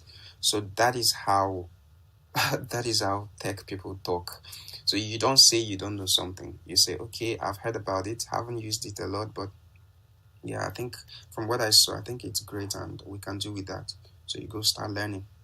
So sometimes you get jobs that require technologies that you've never used. You've only just heard about them. But your ability to, or your love for learning and learning fast is what will come through for you in such circumstances. Now, do you have a career plan? So what's this all about? What do you really want? Do you just want to be a tech bro or just want to be a tech sis? So why do you have a plan? So you need to have a career plan because front-end developers are in levels. There are front-end developers that what they are doing is just building little website. There are front-end developers that are building digital and global products. So what kind of front-end developer do you want to be? And for how long do you want to be a front-end developer? Is it something you want to specialize, you want to go into depth of front-end development and be a master, not just an expert, and be a master in it? That's fine. Or do you just want to do front-end development because, well, I heard it's good for beginners, just want to use it and gain entry into the tech space? That's still fine. So have a plan, right? Have a plan. So for me, it wasn't just something I wanted to use and gain entry. It helps me gain entry, but also I discovered that it's a field on its own that someone can specialize in and become an expert in. And that's exactly what I'm doing. So yeah, those options are there. I mean, there are people that started front-end development or that started their career in tech as front-end developers, but down the line they discovered something more interesting and then they switched. Yeah, so it happens. So make sure you have a plan. Okay, so in terms of technology, what are the things that are required? So like I said, this is the roadmap that I didn't have, right? So with this will take you from a beginner, like this shows you step by step what you need to learn from beginner to being an advanced front-end developer. Now, the first is HTML, CSS, JavaScript, and then some version control. So we'll talk about version control in the next 2 weeks. So version control, and so that's the basics. That's where it all starts, and this is what you're going to cover in this program. Now you can already see that there are intermediates where you talk about storage API, local storage, session storage, dev tools, responsive design, CLI, deployment. So you're also going to do some deployment, right, in this program. So you're going to see how to take a basic app and deploy it. Deployment means that you are moving the app from your computer where you built it to an environment where you can share a link. Anyone anywhere in the world can click the link to basically to see it. That is how the web works. So you basically host it on some servers that you really don't care about. You don't own the server, you don't manage it. Okay, so but it's there to serve your application. You just put your application there and it serves it. So we're going to talk more about all this. Now, you also need to understand how the web works. It's important. It's not in this list, but as I'm talking about servers now, I realized it should have been in this list. So yeah, you need to understand how the web works. You need to understand the concept of, okay, I actually talked about client-server model. Yeah, you need to understand it's here in the advanced. Okay, so you also need to know a front-end framework like React, Vue, Angular, and all of these. React, Vue, and Angular are just different implementations of what we call single-page applications, and it's a very big deal as far as modern front-end development is concerned. In fact, it's a basic requirement. But the reason I didn't put it here is because there's something more basic, which is these guys. These are the building blocks, or what we call the atomic components. So front-end development cannot be broken down beyond HTML, CSS, and JavaScript. This is the most basic part, and these frameworks are actually built on top of JavaScript actually. So if you don't understand JavaScript and you try to learn any of this, you're going to get confused, and then you can't move forward because you'll be so frustrated. Okay, so that's it. And there is the advanced, the client-server model. Talk about HTTP, talk about REST API, network requests. You understand? Talk about API documentations, read and understand data from an API call. So this is how front-end development relates to back-end development. This is the part where front-end talks to back-end. Okay, so client-server model, like I already said, client is the front-end, server is the back-end. So there is a software architecture called client-server model, which is built around how the front-end communicates with the back-end through cycle of requests and responses. So this is on the advanced side of things, but so if you're able to learn all of this and remember that there are different alternatives, and this is why it can be confusing for a lot of people that are just starting out. There are different alternatives. So when you talk about APIs, there are so many ways of implementing APIs. Front-end developers don't build APIs, but they consume the API. The back-end developers build it. And the protocol or the way the API is built is very, very important for even the front-end developer to understand. So there's REST, there's GraphQL. These are like the most popular ways of building API. So if you are consuming a GraphQL API, it's different, right? You're going to need a different set of technology as front-end developer. If you're consuming a REST API, you're going to need a different set of technology as a front-end developer, right? So, yeah, but the good thing is you have a mentor, and if you really do want to take this from basic to advanced, then we still have a long way to go even after this program. But it's okay if after this point you are like, okay, this is how far I want to go, it's fine. But of course, you already see how basic it is. Basics are very, very important, even if it looks small. The point is you can't get to this point without covering this point, right? So even if you wanted to go far, you still can't go you can't do any of this without this. So that is why basics are really, really important. Okay, so in this program we're going to be looking at HTML, the structural layer of website, CSS, the style layer, and then JavaScript, which is the functional layer. And yeah, that would be it. I mean, this video is a lot longer than I intended for it to be, but that's fine. So let me know if you have any questions, and I'll be on Slack to take all your questions. Thank you very much for watching, and I'll see you in class. Welcome, welcome, welcome, welcome, welcome, welcome. Yeah, so I want to officially welcome you to the Career Starters Launchpad, the UI UX design section. So a little bit told me that you are interested in getting to learn. Oh, it's on. All right. Is smoke coming out already? Something like that. I just wanted to be sure that you are following. You are following, right? So we are good for the next video, right? Or sleep is worrying you? Or you are worrying sleep? All right, next video, please. A UI UX designer. Trust me, you're in the right place. And let's get right into it. Right. Okay. Oh. Now, today I'm going to be walking you through the roadmap to becoming a UI UX designer.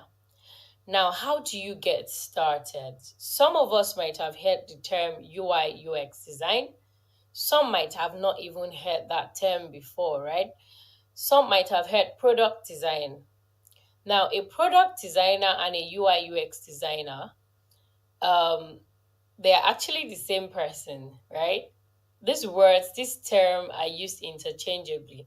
So trust me, if it's that you've heard about product designing, you've heard about UI UX designing, trust me, you've heard about the same thing. Now, today we are going to be running through 6 steps to becoming a UI UX designer. Now, you need to know what you're getting into. You need to understand the process. You need to be able to develop your skill. You need to be able to craft your case study. And then you need to be able to put yourself out there and then apply for a job and hopefully land a job as a UI UX designer. Now, these are the steps that you're going to go through from transitioning from the state of having zero knowledge to becoming a professional UI UX designer. Now, Steve Jobs said something. He said, learn continually because there's always one more thing to learn. Now, despite the fact that I'm running you through these steps, you don't have to put yourself in a box as regards these steps. There are other things you can do depending on what works for you, right? So all you have to do is just keep learning one new thing continually. Just keep learning continually, and before you know it, you'll become a professional in UI UX design. All right. So who is this young lady that is talking to you? What does she know about UI UX design? Well, my name is Adiola Adedigba, and let me say welcome again, right? I'm a user experience designer, and I have about 5 years of work experience, in professional software development and product design. So I started my career as a software developer. After about 3 years, I transitioned into data analytics and machine learning, right? And then at a point in my life, I just felt like there is a vacuum, right, that needs to be filled. And one way or the other, I just found myself in UI UX design.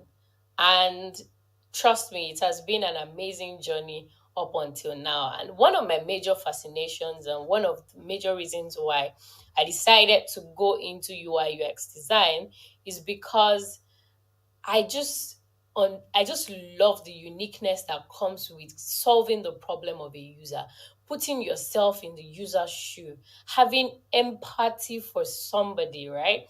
It comes with so much love and creativity. And trust me, I have so much love to give. And that was why I decided and said, okay, I think this is the best career for me at this point in time in my life. And that was my major motivation for going into UI UX design. Yeah, I've worked with top companies in Nigeria and outside Nigeria. I've worked with Sterling Bank PLC, as a user experience designer. Um, I've worked with other organizations in Canada, in the United States, in the United Kingdom. So trust me, whatever it is I'm saying to you today is not from a place of, oh, I just went to maybe gather some information and I just want to throw it to your face. But I'm speaking from a place of experience.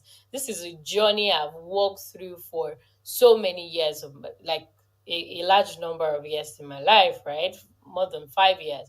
So I think following me through this journey would help you become a good and an amazing UI UX designer. So I see you becoming, a great UI UX designer actually. So let's dive right into it. Now, know what you're getting into, right? How do you know what you're getting into? What exactly is UI design, right? I've been saying UI UX design for some couple of minutes, and then you most likely will be wondering, what is this UI UX design? Okay, I'm going to tell you, right? UI design. Let's start with UI design because a lot of people, a lot of companies want to like employ somebody that has both UI design skill and UX design skill. But let's see differently what UI is, which is user interface design, and what UX is, which is user experience design. And then we can see the difference between both of them. So let's start with UI design. Now, UI design refers to the aesthetic design of a product user interface. That's big grammar. That's big English. Okay, so let's see how we can say this in a very relatable way. Now, I'm going to use this illustration to explain what UI and UX means to you, right? Now, let's say you went to somebody's house, right? Or let's say you went to a restaurant, right? And then you sat down at the restaurant. When you entered the restaurant, you saw that, oh, the restaurant is looking very beautiful, right? You saw the arrangement of the restaurant, the way they arrange their table.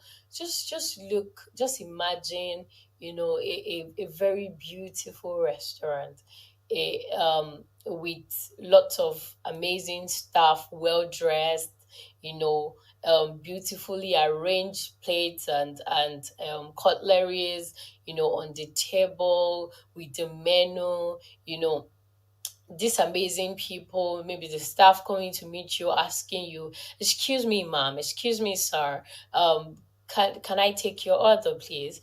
Everywhere is looking very fine and beautiful and amazing, right? And then they went inside, they took your order, they went inside, and then they brought your food out to you.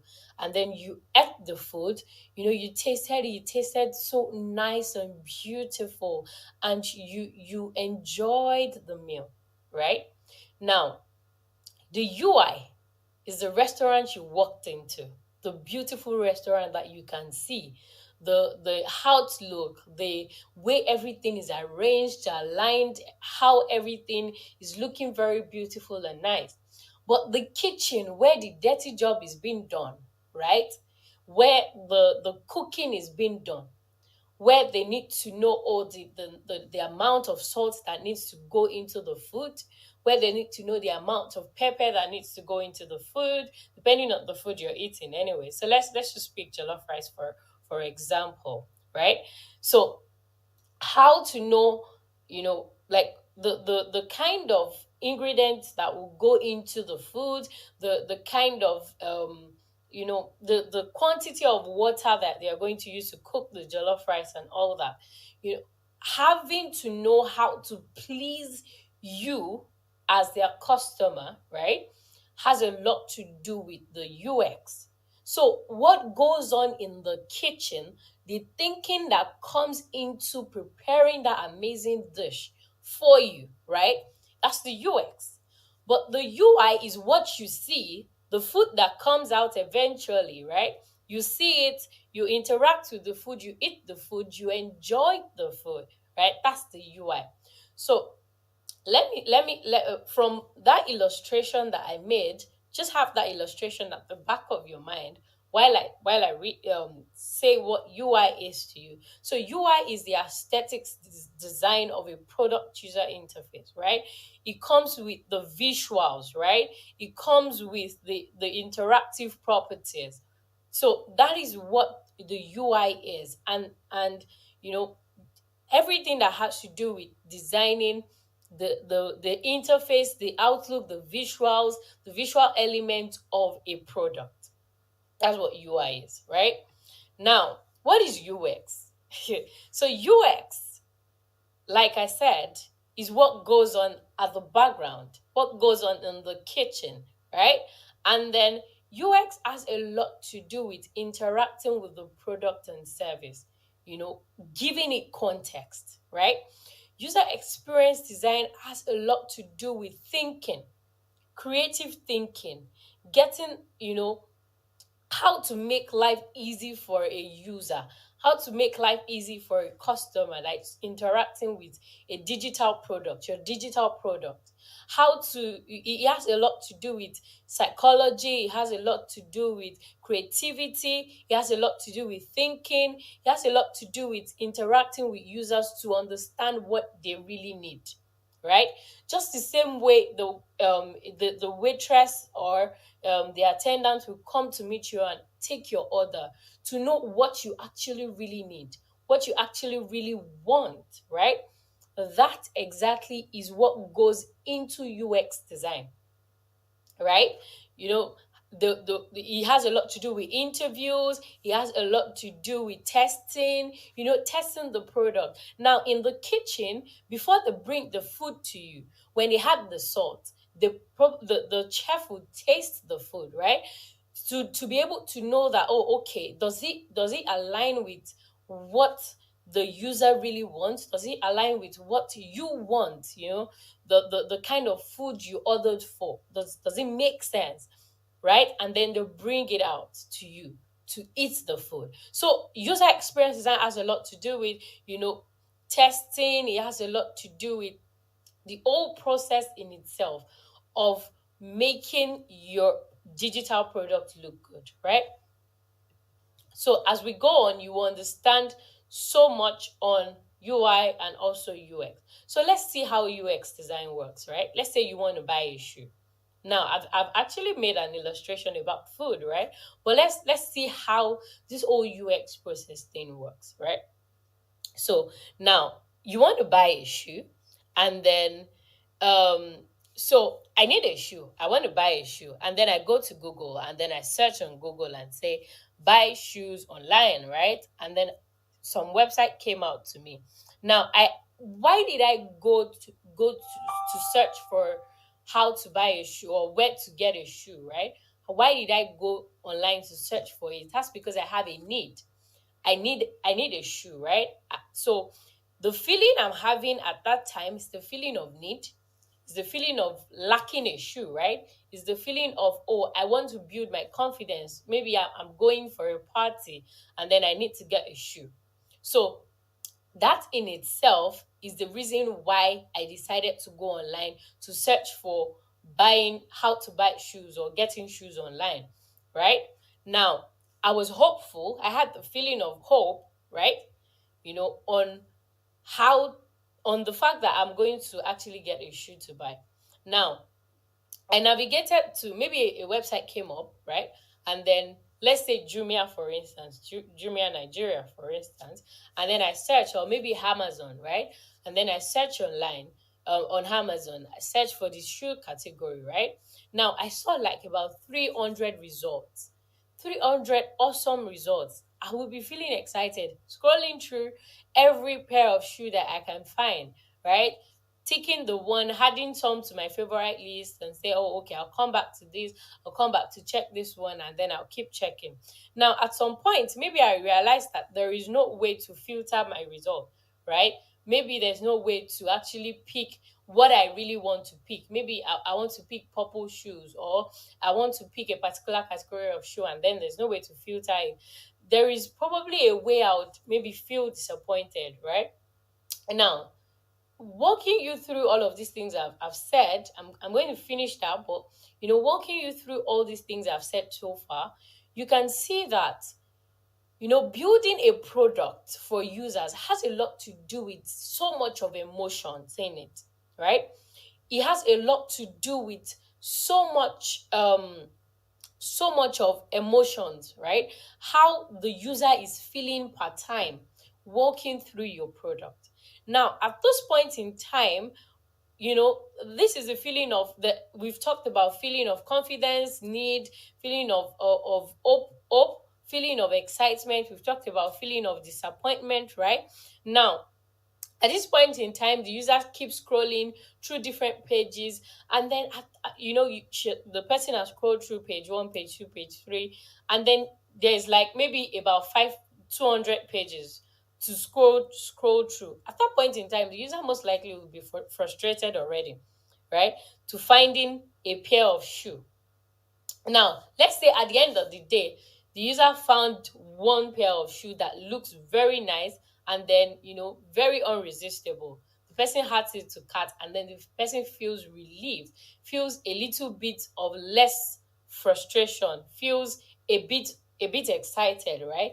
And then the person goes to the checkout page, and there is maybe a long list of forms to fill, and the person is like frustrated, and before you knew it, the person left the website. Now, from the beginning of searching for shoes to leaving the website has a lot to do with the UX process of a user becoming your customer, right? So from the point where a user starts to interact with your product to the point where a user actually really pays to use your product, or get satisfaction at the end of the day using your product, that is the UX design process. So now, for you to be a good UX designer, it means that from the start to the finish of any user or any customer interacting with your product, they need to have a good experience. How can you help them have a good experience, right? Now, what's the difference between UI and UX design? So UX design is the process of enhancing user satisfaction, making the user satisfied, right, by walking through the process of using your product. And then it has a lot to do with improving the usability, improving the accessibility of a product. How can a user have so much access, to your product? How can the person have a good experience from start to finish, right? But UI, on the other hand, has a lot to do with the product look and feel, the colors, the arrangement, the alignment, how it looks, right? How beautiful it is. Now, UX designers draw out the map of a product, just like what I showed you the other time, the roadmap, that has a lot to do with the feeling of the user from start to finish. But then UI design flesh out the visual and the interactive touch point. Now, UI and UX designers often work closely together. So in this whole process, right, what everybody wants to achieve is building an amazing product that will make life easy for the user, right? So you don't want to build a product that is looking fine, but it does not give satisfaction to the user. And then at the same time, you don't want to build a product that gives satisfaction to the user, but is looking not very nice. It's not looking as nice as it should look. So that's why UI and UX designers work closely together, right? During the whole design process. All right. Now, how much can you earn as a UI UX designer, as a user interface designer, as a user experience designer? How much can you earn, right? Like this is like the average entry level amount you can earn, and this is gotten from trusted platforms like Glassdoor, like Indeed, like PayScale, right? So this is like the amount you can earn. So that's averagely an amazing amount, right? So I feel like this is a great place to be. Learning how to become a UI UX designer, becoming a UI UX designer, or landing a job as a UI UX designer is an amazing thing. It's an amazing thing, trust me. So understanding the process. How do you understand the process? Now, the design thinking process is non-linear, right? It is an interactive process. It's a process where you get to interact with users from the beginning to the end. We have the agile methodology, we have the waterfall methodology, right? What do I mean by agile methodology? That is, from start to finish, you get to interact with users and then keep improving on on the product you're designing or the product you're developing. While waterfall, has a lot to do with walking through the whole process before you now eventually interact with the user, right? But I would always recommend an agile process because this helps you really interact with your user from start to finish, right? So now, what is this design thinking process?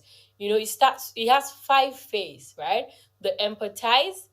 I talked the other time about feelings, all the feelings that the user feel from logging into your website or logging into your application, right? All the feelings the person have. It has a lot to do with empathy. You need to have empathy for your user, right? We have the define phase, we have the ideate phase, we have the prototype, we have the test, and then we'll look through this, in a very short while. You can see empathize, you can see define, ideate, we have the prototype, and we have the test, right? So what is empathize, right? Empathy is the ability to fully understand, mirror, and then share another person's expression, another person's need, another person's motivation, another person's pain, right? Seeing through the pain, seeing through the frustration, seeing through the fear, the hope that every user needs, right? That's what empathy is about. So you need to be able to see through the pain, the fears, the limitations of every user, and that's the only way you can come up with a good product that solves the problem of the user. The second step is define, right? Now, how do you go through the define stage, right? This is the stage where you get to articulate the good problem statement, right? The problem statement of the user. This is where you get to identify the pain point, where you get to pick your personas, where you get to know the problem you're trying to solve, right? Let's say, for instance, you're trying to solve the problem of people not being able to get certain products online, right? So that's the problem you're trying to solve.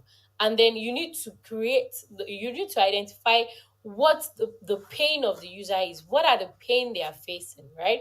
The persona, you need to be able to determine who are those people that are your persona? Who are those people that are the main user? Who are those people that really need the product, right? And then you have to do a lot of whiteboard sections, using sticky notes, using different markers, to write different things, by doing a lot of meetings and all that. And then there are so many other digital tools that you can use, like Miro, like FitJam, to be able to go through this defined stage, right? Okay, so the idea stage. This is the point in time where you are actually doing your project planning. You need to plan, you need to brainstorm. At this point in time is the time where you need to think about, okay, how do you solve these people's problem? What are the strategies you can come up? You need to come up with, you need to generate ideas, you need to prioritize the ideas, based on the scale of preference. Which idea is more important, right? What product are we designing for? Are we designing for mobile? Are we designing for tablet? Are we designing for desktop? Who are our major target market? Who are those people we are really creating this product for? Is it for children? Is it for the working class? Is it for male? Is it for female? So for every product you're designing, for every product you're coming up with, this is the point in time where you get to think, to brainstorm, to think of ideas, to come up with ideas, to plan, to have meetings with your team members, to discuss with users, interview users, right? And at this point in time is when you really you've understood their pain points, but this is the point in time where you actually generate ideas to solve their pain point, right? Now, the prototype stage. Now, you've been able to generate this idea. Now is the time to get to work, right? You need to design. So, one of the things I tell designers is you can't go wrong with pen and paper. Trust me. You need to write a lot of things. You draw some things out, right? So you're designing for a mobile screen now, right? You need to draw out the mobile. How is it going to even look? This idea that I have in my head, how is it going to look, designing the product? And then when you design on paper, right, that's your we call it low fidelity prototypes, right? And then we have the high fidelity prototypes also. That's when you get to use digital prototyping tools like Figma, like Sketch, like Adobe XD. These are great tools that you can use to actually, come up with your low fidelity prototypes, your high fidelity prototypes, right? You have the user flows, designing your user flows, like your customer journey map, the journey your customer goes through from start to finish, right? So prototype is where you actually get to validate your design. You design, the whole brand from beginning to the end, right? And then now test.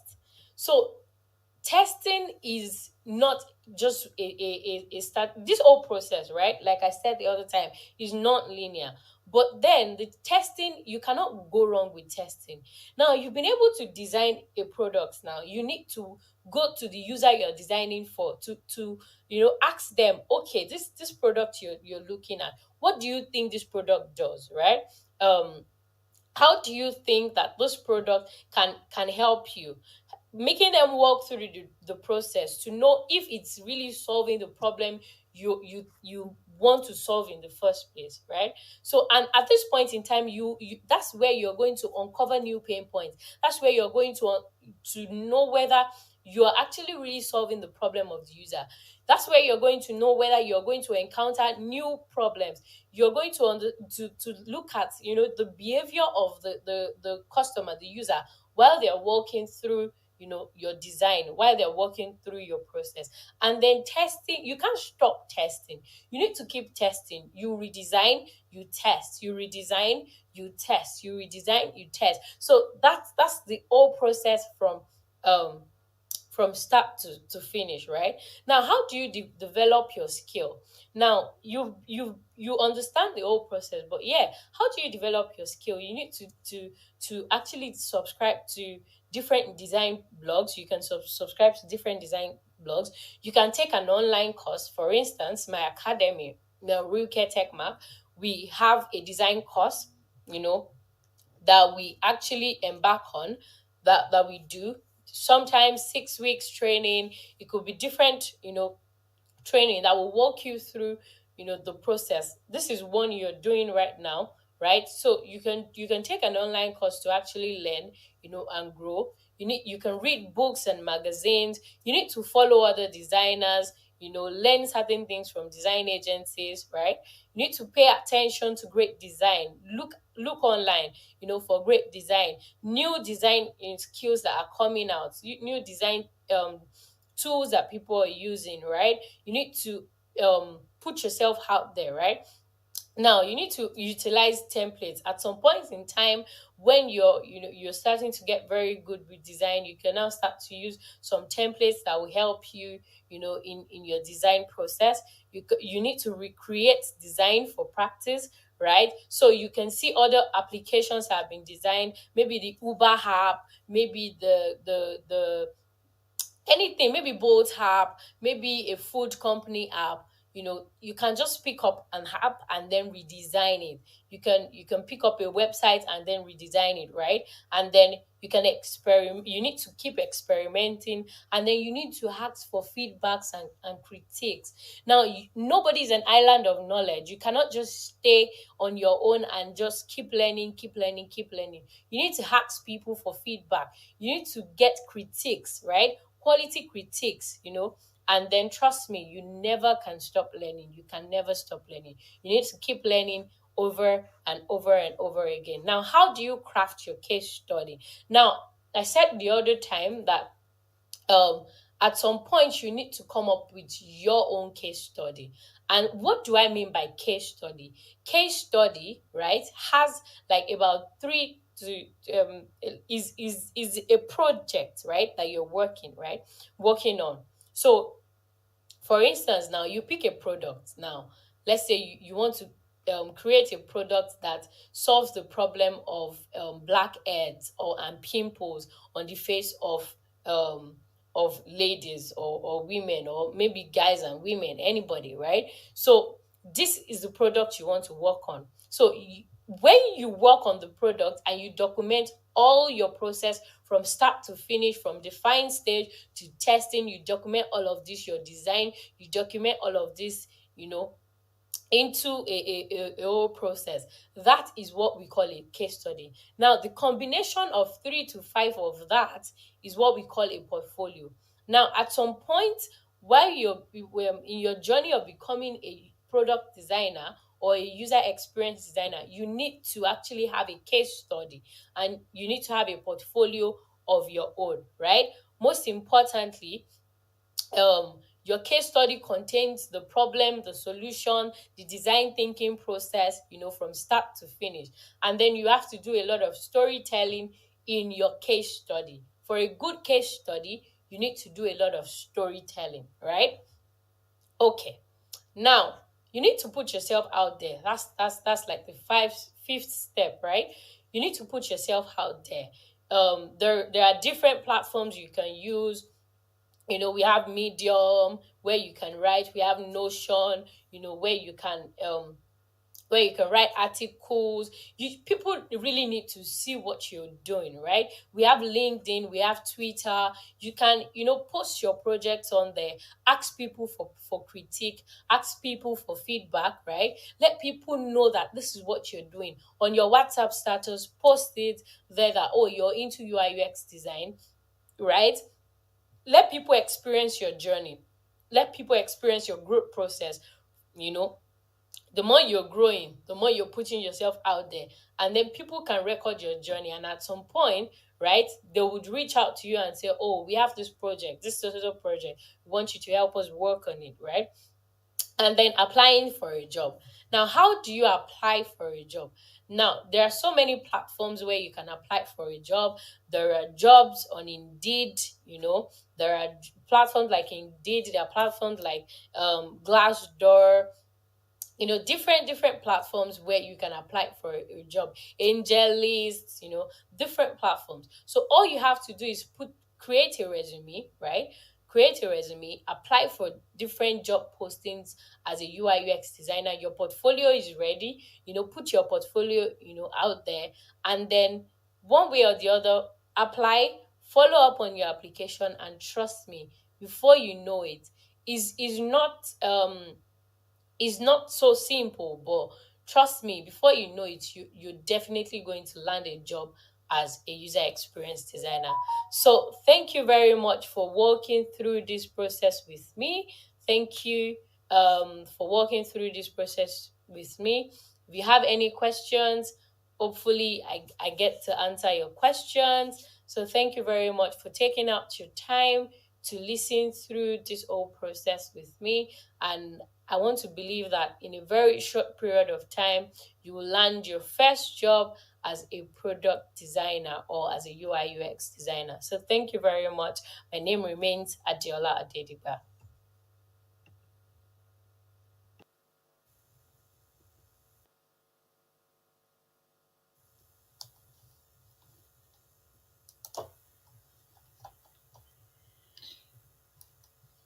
Hello, everyone. Okay.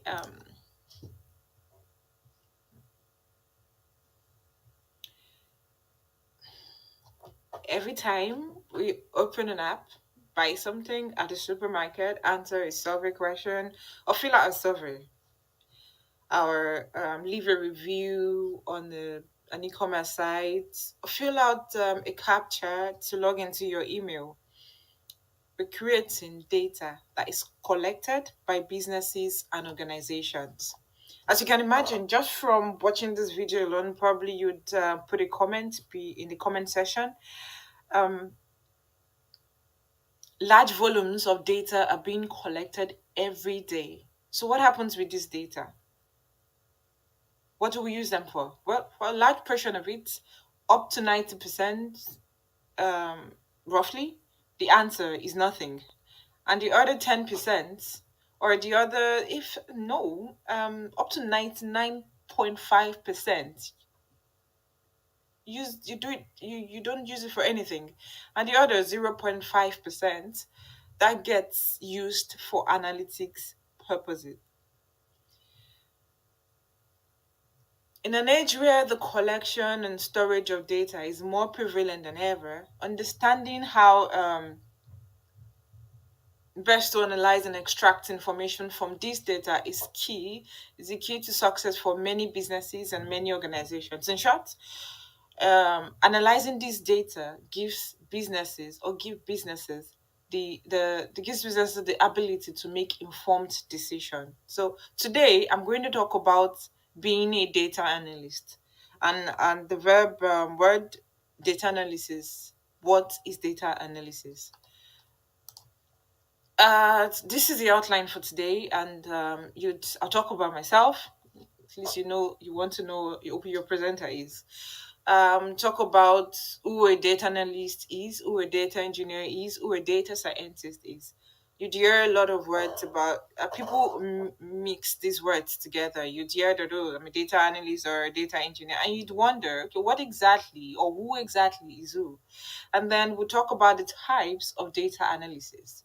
We'll talk about just to give you an idea of what what a data analysis or what data analysis is. We'll talk about the data analysis process. We'll talk about responsibilities of a data analyst. We'll talk about how you would become a data analyst because you see it, okay. At the end of the day, how am I going to be a data analyst? We'll talk about the top industries hiring data analysts. We'll talk about the salary scale of a data analyst. That's for some people, or for me anyway. It's actually really important to understand this salary scale. We'll talk about becoming a data analyst, like I mentioned earlier. And then the last bit of it, I'm going to run through the 2 weeks curriculum ahead of us. Okay. Hello, I'm Finn Folliwer. For short, I'm Finn, and surname Asham. I'll describe myself as a curious and being. I hate guessing. I love to work with fact a lot. I have a background in geographic information system. To tell you what, I actually have a background in transport management, transport technology, and then moved on to geographic information system, and then I did my second master's in innovation and IT management. I started my tech journey in 2019. Now, I would say Way before then, however, I wasn't really sure of the career path in tech to focus on. And then I'm skilled in data analysis, if I do say so myself, thank you. I'm passionate about everything data as well. I love that I love how we can extract a lot of information, how we can extract a lot of insights, how we can from data, and how this information can be used to drive a business, to improve the growth of a business. Like I mentioned, we're going to talk about the difference between who a data analyst is, who a data scientist is, and who a data engineer is. We'll start with the definitions. Okay, data analyst will be responsible for taking actionable um, insights or actions, for taking actions that affect the current scope of the company. There was a mistake there. I'm so sorry about that. A data analyst does not directly participate in the decision making process. Rather, it helps indirectly through providing static insights about company performance. Um, we don't directly improve or participate in the decision making process. However, indirectly, we actually do. We use static modeling techniques that summarizes the data through descriptive analysis. A data analyst, I know on this slide, I wrote that you don't need to have a knowledge of machine learning, but I would say it's best to have a knowledge of machine learning. It's not that important to have a knowledge of it, but it'd be best to have a knowledge of machine learning. Okay, as a data scientist, they're responsible for unearthing future insight from existing data and helping companies to drive or to make data-driven decisions. Um, they participate in acting an active decision-making process that affects the course of the company. They use dynamic techniques in like machine learning to gain insights about the future. For a data scientist, the knowledge of machine learning is mandatory. For a data scientist, it's mandatory. AI, how to use algorithms and the like. So we're not going into that. So I'm just going to talk about them briefly.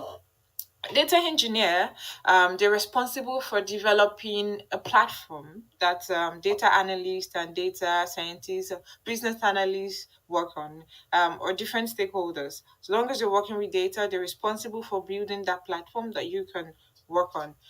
They're not responsible for the decision making, but if you look back, you would know that okay, they're actually behind the scenes. They're responsible for the development and maintenance of data pipelines. They need not require the knowledge of machine learning, but a data engineer is required to have the knowledge of core computing concepts like programming and algorithms to build robust data systems. Talking about the skills, for a data analyst, you need to be well versed in with Excel, Tableau, Power BI, or their data visualization tools. That's Tableau, Power BI. You can visualize your data with Excel as well. You need to have a skill in Python and SQL. Python, not necessarily, at least for a start. You start with Excel or Tableau or Power BI. And SQL is actually really important as well for a data analyst. But that would be in the long run. I would say you start small. And then the possession, they need to possess um a problem solving attitude. They have to have a business knowledge, know how to communicate your findings, because you would have to, as a data analyst, when you're presenting your findings, you present it to different stakeholders, and most of them are from non-technical background. And although you would have stakeholders from technical backgrounds, but most of them might just be they're from non-technical backgrounds. And you need to be able to communicate, because the essence of presenting or visualizing your insight is to be able to understand what would drive a business decision, and to be able to present need to be able to communicate your findings, talk about your findings to different stakeholders. You need to have strong suit of analytical process skills. You need to be able to possess strong mathematical aptitude. As a data scientist, the skills of a data scientist, you have to have in-depth knowledge of tools like R, Python, well versed in various machine learning algorithms. You should be proficient with math and statistics as well. For data engineer, you have to have the ability to develop scalable ETL packages. ETL meaning extract, transform, and load data. They need to be well versed in SQL as well as NoSQL. That's not only SQL. Technologies like Cassandra, MongoDB. They have to have knowledge of programming tools like Python, most especially Python and Java. Knowledge of data warehouse and big data technologies like Audu. Please bear with me. Okay, we are going to go to the types of data analysis. This is just a brief explanation. Of course, in our 2 weeks curriculum, we'll go in depth into what data analysis means. Okay, we have 4 main type of data analysis. We have the descriptive analytics, we have the diagnostic analysis, we have the predictive analysis, and the prescriptive analysis as well. Descriptive analysis, it's what happened. This helps a business to understand how it is performing by providing context to help stakeholders interpret information. When you're doing this type of analytics, you would typically start by identifying KPIs as benchmark for performance in a given business area. In the real world, say in an e-commerce marketing setting, for instance, say there is a sudden drop in sales. Descriptive analysis tells you that this is happening and provides real-time data with all corresponding statistics. You will see an increase or decrease in sales from last year, specifically in what region and by what percentage. And then you now determine, after that, you have to determine what data sets will inform the analysis and where to source the data set from and to collect and prepare them. Moving to the diagnostic analysis. Diagnosis, this takes the descriptive data or data process a step further and provides a deeper analysis to answer the question, why did this happen? In the e-commerce example mentioned earlier, diagnostic analysis would explore the data and make correlations. For instance, it may help you determine reason why there is a sudden drop in sales. You now have an explanation. You have a big picture of for the sudden drop in sales. By identifying the outliers, isolating patterns, uncovering relationships, and then we move to the predictive analysis. This takes historical data and fits it into machine learning model. That's why I said you need to at least have an understanding of machine learning. That considers learning model that considers key trends and patterns. The model is then applied to current data to predict what will happen next. Back to the example, the e-commerce marketing example we mentioned earlier. Now that we know the reason for the drop in sales, predictive analysis helps to find what would be the expected sale in the next month, whether in next quarter, in probably next year, or do you understand what I mean? The goal is to determine a trend, a correlation, the causation, or probability for the next purchase. Now we move to prescriptive analysis. Just like the name means, prescriptive.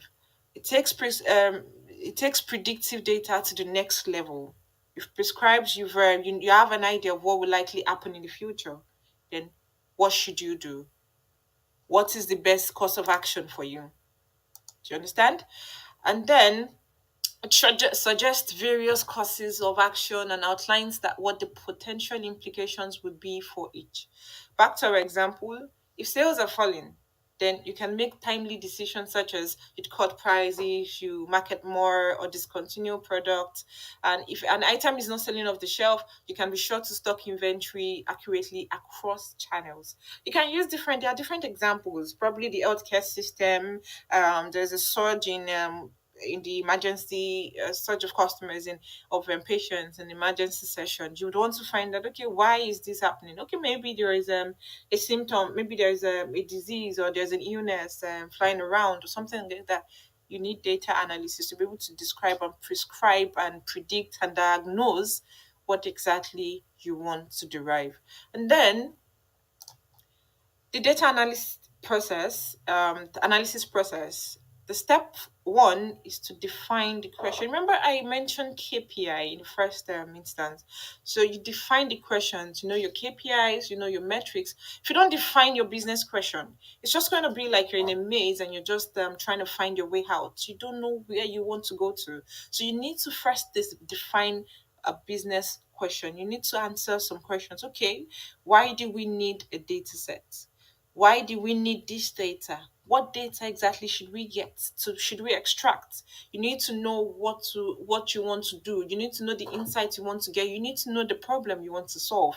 After then, you go to step two where you collect the data. There are different sources to collect your data from. And we have the primary data, we have the secondary data. Different sources, primary sources, secondary sources. And then you move to cleaning your data. Just like clean is to remove the dirt, to remove the misleading values, misleading data. Move the okay. You'd have a data set that probably has it has a duplicate of probably there's Finya Shamu, the same data values. You need to clean the data. And then from there, you proceed to analyze your data. You've already, in the step one, you defined your question, you've forgotten what you want to extract from your data, you know what the business question you want to answer, you know, what you want to solve. So you use that knowledge, you use that KPI, you use that metric to analyze your data, and then you get your insight from the data. Say, okay, number of the sales this month. What's the sales for this month? What was how many products were sold? Were sold. How many customers got this particular product? You need to analyze your data and get some information. And then the step five, you proceed to visualizing and sharing your findings. And then this is where your communication skills come into play. You're able to share your findings because, like I said earlier, when you're sharing your findings, when you're sharing your information, your insights, you get to speak with you need to share with different stakeholders from different tech backgrounds, non-technical background or technical background. So visualization um would help when you visualize something, when you paint a picture of what is to be expected or what has happened or anything. It helps different stakeholders understand your results, the insight, and which then improves or drives a business decision. So you visualize and share your findings. We have different visualization tools, Power BI, Tableau. You can use Excel as well. Okay, that's the end for that. And then we move to the responsibilities of a data analyst. Develop and implement database and data collection systems, work closely with management to identify critical metrics and KPIs. Remember, I mentioned these words, and to prioritize business needs. Collect data from primary and secondary sources, filter and clean data, identify, analyze, and interpret trends, or patterns in complex data sets. They visualize and present findings to key stakeholders. I keep mentioning stakeholders, because they are the important aspect of, at the end of the day, your data findings, your insights would be presented to the stakeholders. The build and customize report, develop and maintain dashboards, create and maintain documentation regarding data models, measures, and infrastructure as they develop. Moving on, top industries hiring data analysts. When they ask me that where do I think a data analyst can work, I usually say in any sector, because many businesses need data to drive their business decision. I would say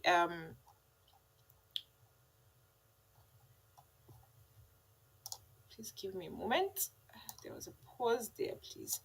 I would say very soon there won't be an aspect of business or a company, government parastatals, or a non-profit organization world that isn't driven by data analytics, because Data-driven businesses are those that make their decision using data and analytics. In short words, using facts to drive business decision.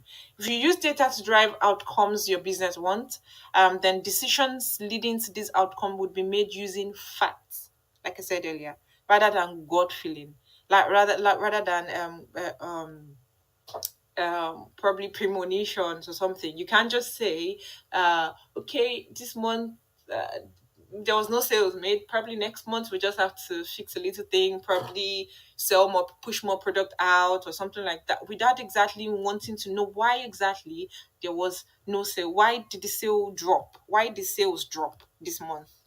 If you don't get those facts out, you can't make business decisions. You can't say, okay, well, I feel the sales drop because maybe the workers didn't work as hard as they should. No, you can't just make decisions like that. So I feel that very soon, there won't be an aspect of business, government, or non-profit profit organization that isn't driven by data and analytics. So back to this slide. Top industries hiring data analysts: the finance sector, telecommunication sector, healthcare, entertainment, transportation, retail, business intelligence. These are the top 7 for me.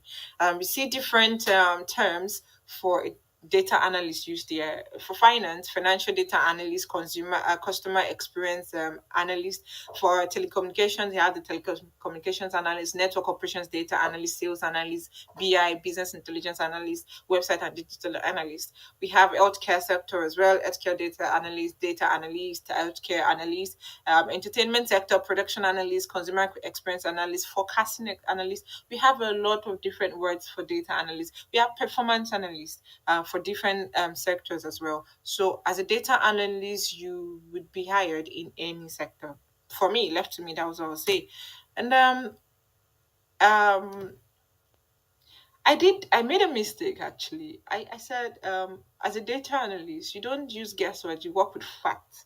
So me saying that I feel that very soon businesses would be driven by data. It's actually a fact. Google it. Very soon, I don't feel that way. It's a fact. That very soon, businesses, if not now, businesses will be driven by data and analytics. I just needed to point that out. Okay, moving forward, the most interesting part that you all have been waiting for. No, this is the second most interesting part, because the most interesting part is how to get into data.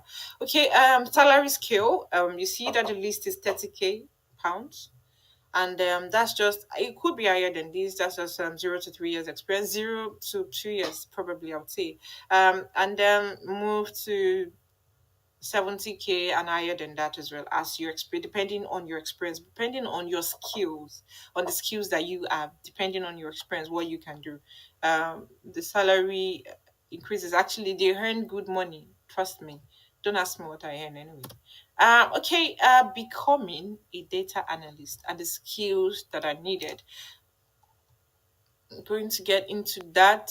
It is true that some positions would require a degree in certain fields, but there is also plenty of opportunities out there for newly trained analysts who haven't necessarily come from a data background. So don't be afraid. That's what we're getting into now, and that's the purpose. That's the reason why we're doing this. We're going to be doing the 2 week curriculum, that the courses that we're going to put out there.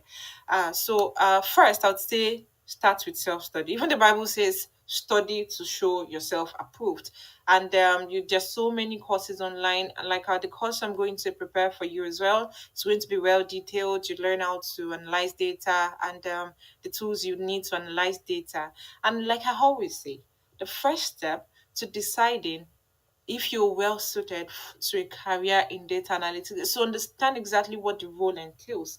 And thankfully, we've gone through that. And just to briefly summarize all I've been saying all through, data analyst analyzes raw data in order to draw out meaningful insights.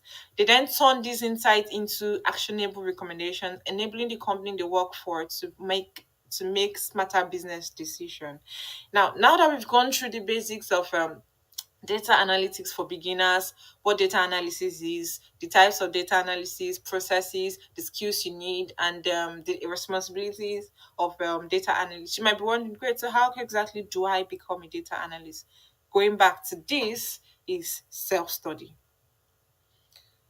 The courses we're going to pull out, at the end of the day, you still need to learn how to do this on your own. I'll teach you, I would explain things to you, but you still need to create time to study, even if it's 2 hours per day. Study to show yourself approved.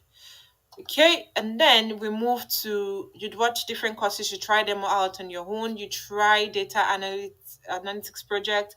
You start with small data sets, and then you start with Excel. You start with visualization tools. You start with probably there's maybe you feel like, okay, you want to know what this is. You want to know why this that. Maybe COVID-19, for example, how many people died, how many people fell ill, what was the statistics, what's the data. You can there's so many platforms, open source platforms to extract data from. Then after that, you create a portfolio. I would have shown you my website portfolio website, but I don't think it's included now. Anyways, I can show you that later. You create a portfolio where you put a lot of your projects in. I used GitHub to create my own website portfolio, and then my code, my data project. I had everything, most of it in GitHub, and then I had some in Tableau, so I just linked it to my website. You create a portfolio. This is where you showcase your skills. You showcase what you can do, and then you then start doing your research and applying for jobs. You apply for internships or jobs, and for jobs as well. Okay, moving on. Also, I need to say it is very possible to get hired as a data analyst without formal training. If you're interested in becoming, say, a customer experience analyst, and you've worked in customer service, at least you have the soft skill required. You understand what customers need. Probably your employer may only be interested in providing traineeship to skill you up on the hard skills required. I just needed to mention that. However, it's first to self-study, do your research, and watch courses like these, like the ones we're going to put out there, and improve your skills in data analysis. Okay. Usually, I always end when after this, I always end to say, okay, for the data analysis skills, please bear with me. We're talking about data analyst skills now needed. That's Excel, SQL, data visualization, presentation, communication, programming skills. In order of preference, I would say Excel first, data visualization tools, and then you proceed to SQL. And from there, but most importantly, presentation and communications, because you're going to be communicating or presenting to different stakeholders that do not understand technical languages. And then later on, you can add the programming skills like Python or our language. Okay, let's move on.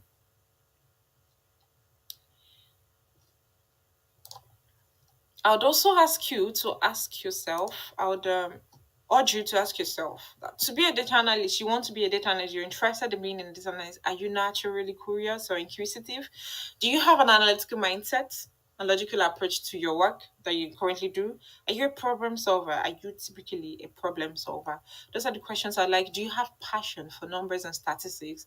Are you comfortable presenting or collaborating and collaborating? Those are the questions I want you to actually ask yourself to decide if you'd really like or would be a good data analyst. Okay, our 2 weeks curriculum. I've made a lot of mistakes. Please ignore. Introduction to data analysis. We'll talk about the key steps in data analytics processes, different types of data structures, sources of data, data repository, various statistical and analytical tools and techniques you can use in order to gain a deeper understanding of your business, of your data. Pardon me.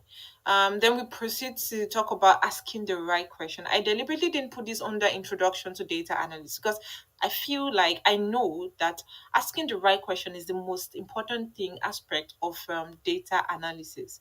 When you want to extract your data, you want to know the type of data set to extract, you need to ask the right business question. Like I said earlier, the example I gave is just like if you don't ask the right business question, it's just like you going through a maze and then you don't know what to do. You just going, and then you come back to the where you started from, and that's just going to be. So we're going to explore how asking the right business question, the data analysis question, would give your analysis effort a clear-cut direction.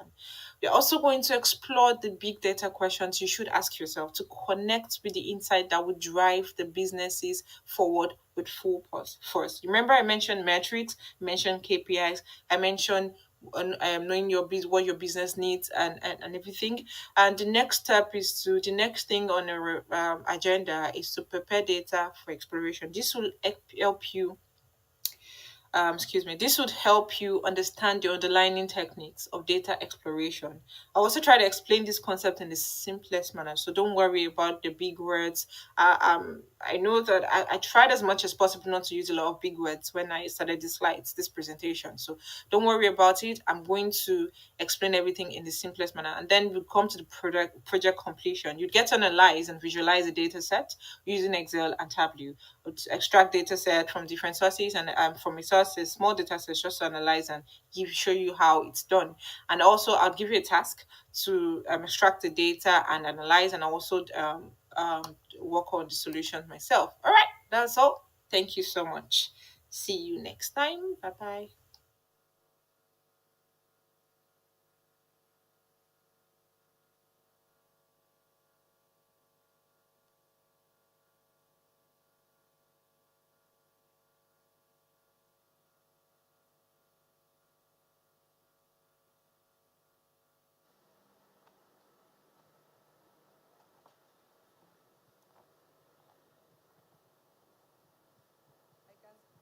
I can see smoke.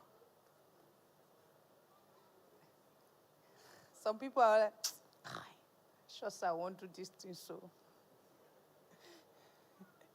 All right, let's rise and just shake off that. Just shake it off. I know you sat down for over 1 hour. And let's just shake off, so that your mind will calm down. Let's do some more exercise now.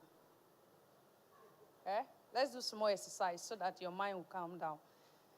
Now, there's a simple game I love playing. So maybe we'll do it row by row.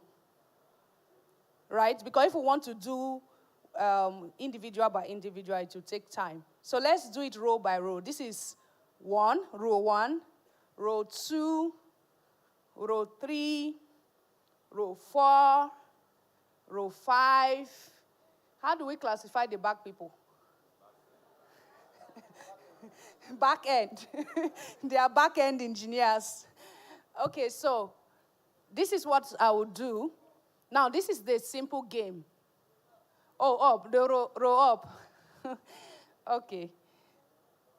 Back end, are you people ready to be part of the game? So we'll do row 6, right? And up is row 7. So that media will not verse and off everything. Okay, so what we'll do is, you will say, you will pick we have already picked a number. So we'll say, lemon 1. So this is it. Row 1 will say, how many of you know the game? Let me be sure. Oh, all right, nobody. All right, so row 1 will start, and I will say, lemon 1, lemon, you call another row. Do you understand? For example, row 1 is lemon 1. Row 2 is lemon 2. Row 3 is lemon 3, lemon 4, lemon 5, lemon 6, lemon 7. Do you understand? You people are lemon 7. Now it's a competition, though, so ensure that you work together.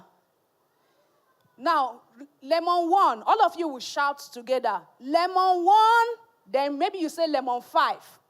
Lemon 5 will shout, you must call your number first before you call another number. Do you understand? Do you understand? So lemon 1 will say, lemon 1, lemon 5. Lemon 5 will say, lemon 5, lemon 6. Lemon 6 will say, so anybody that delays will sit down. You have failed. Do you understand?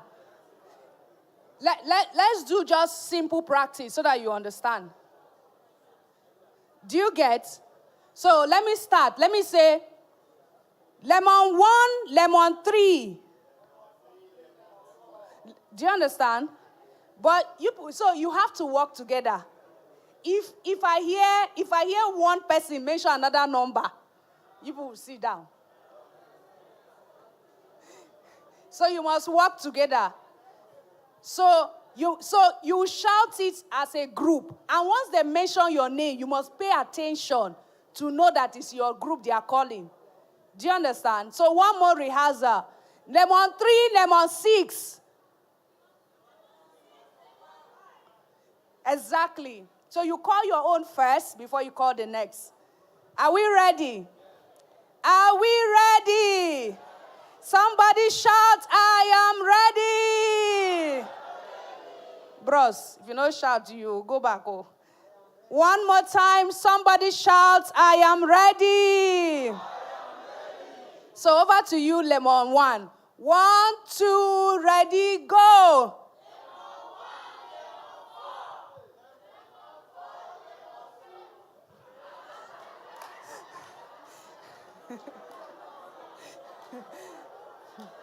All right, let me give you one more last chance. Now, all of you, do you understand? Hello, one more last expo. Hello, when you fail this final time, I will not give you any chances again. As a group, you must agree what number you want to call next. So if some people in your group call lemon 5 and some people call lemon 6, you will sit down. You said? But you must call your own first, yes. You can call lemon 1 back, but you must start with yours first. Do you understand? You can even be a competition, lemon 2, lemon 3, lemon 3, lemon. Do you understand? But the thing is, you want them to fail, and they want you to fail. So one last time before we move to, do you understand? Are you ready? Are you ready? Are you ready? Lemon 3, start.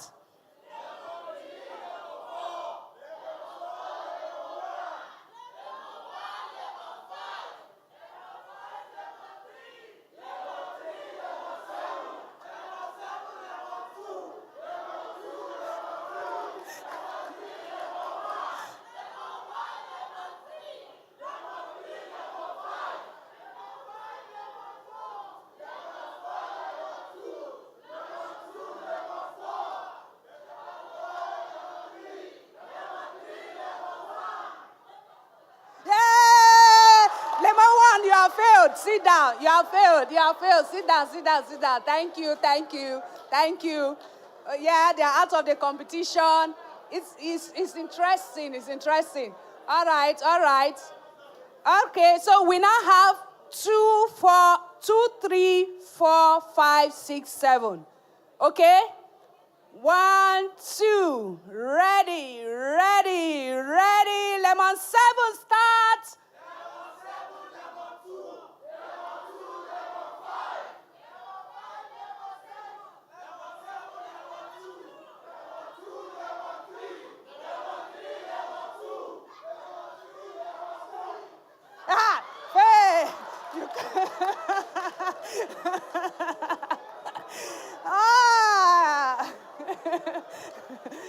All right, all right, all right, all right. It's getting more interesting. You people are passing the wind like this. Okay. All right. Are you ready? Are you ready? 1, 2, ready, go. Lemon 6, start.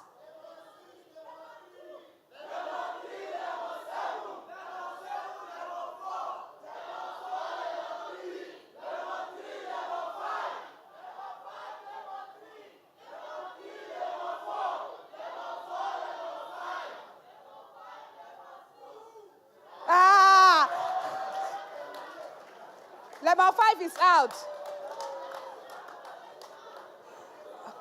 All right. All right, all right, all right, all right, all right, all right.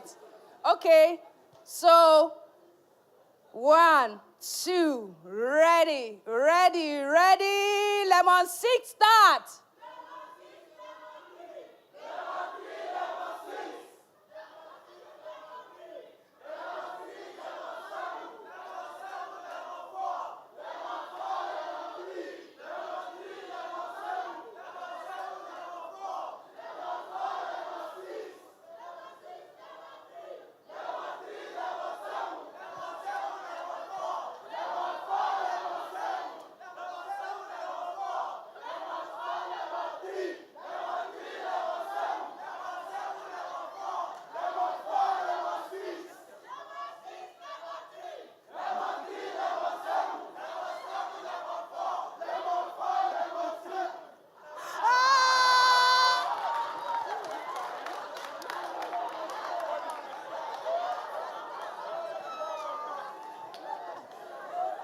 This lemon 4, they were ready. They were, but one person for your hand. You see the power of teamwork.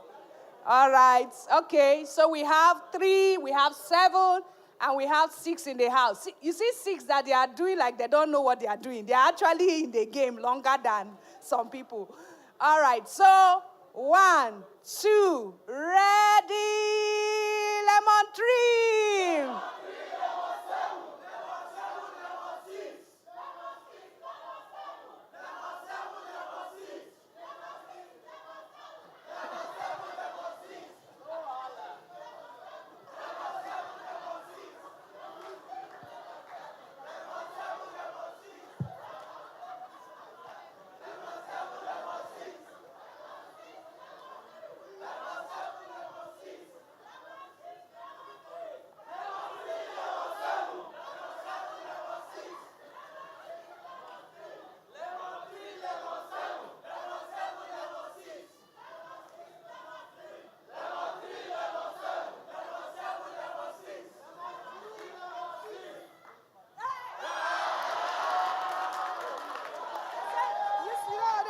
You said lemon 6.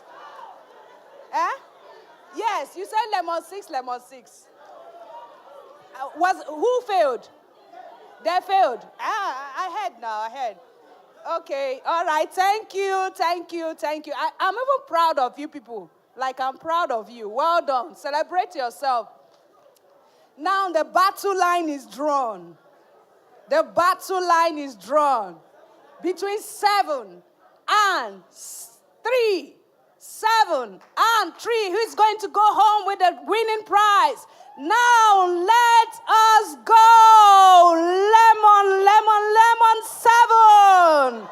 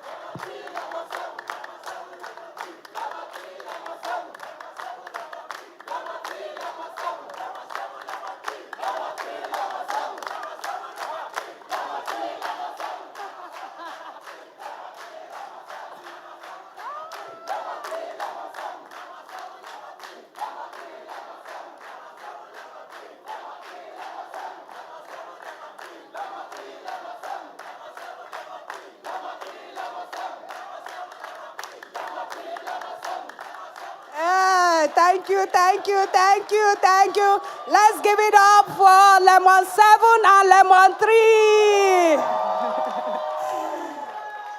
Come on. These people. No, the grace is in this place. It's because people are facing the altar. So the fire from the altar is burning. Kai, if that lemon 7 fail, we'll close this service. Because they'll just off all the sound and everything. Thank God they did not fail. Oh. So I hope you are now excited and you are relaxed, right? I want you to celebrate yourself once again. You know, most times when you start such kind of journey, it's always stressful. You feel like, will I be able to do? When you had 4 videos, I felt like, 4 videos. But it's over. And that's how, when you commit yourself to a journey and you make up your mind, even when there's a need for you to be distracted, when you remember the results you are going to produce, it keeps you on track. Now you remember that if I give up, this is like the lifeline for the next phase of my career. So if I give up, what next? So you go through the pain with a sense of there is hope. The Bible told us that when Jesus, because of the cross, the glory of the cross, because of the glory set ahead, he endured the cross, right? So there is no growth that happens smoothly unless you are joking. No, even gold is not worth your money until it goes through the fire. So this is where growth is really happening. That time where you are testing your patience, you are testing your attention span, you are testing how disciplined you can stay on something. That is when growth is happening. Growth happens without you knowing, but if you are willing to go through the process. So the process is more important than the outcome. Right? It is the difference between your result and another person's result is the process that produced the result. And that's why you see for one person, the person works hard and gets salary. The other person still, both have money. But one is most valuable because of the process of getting the money as compared to the other. Do you understand? So always, when you feel like giving up on any journey, just remember, what is the outcome am I pursuing? And what would that outcome turn my life to be? And when you remember that, you would see that you can take out some break when you feel frustrated. You can take out some break when you feel like giving up. But go catch some air. But go out with a mindset that I'll find solution. You come back to it, and then you find solution. So I think you've done a great job today, and I want you to celebrate yourself once again. Once again. So you'll be having access. Can you project the next screen, please? Yeah. So pick up your phones, log into this site, and choose your part. On this form, you would have access to the various videos you've watched. I hope you took notes, and then you are already making decision for what part you want to take. Because before we go, before the end of today's session, we'll be having breakout session on software testing, cloud engineering, based on all the available parts you choose. Okay? Are there people who have really made up their mind on what part? Is there a front-end enthusiast in the house? Lift up your hands. Front-end. Awesome. Cyber security. Amazing. Switch software testing. Amazing. Data analysis.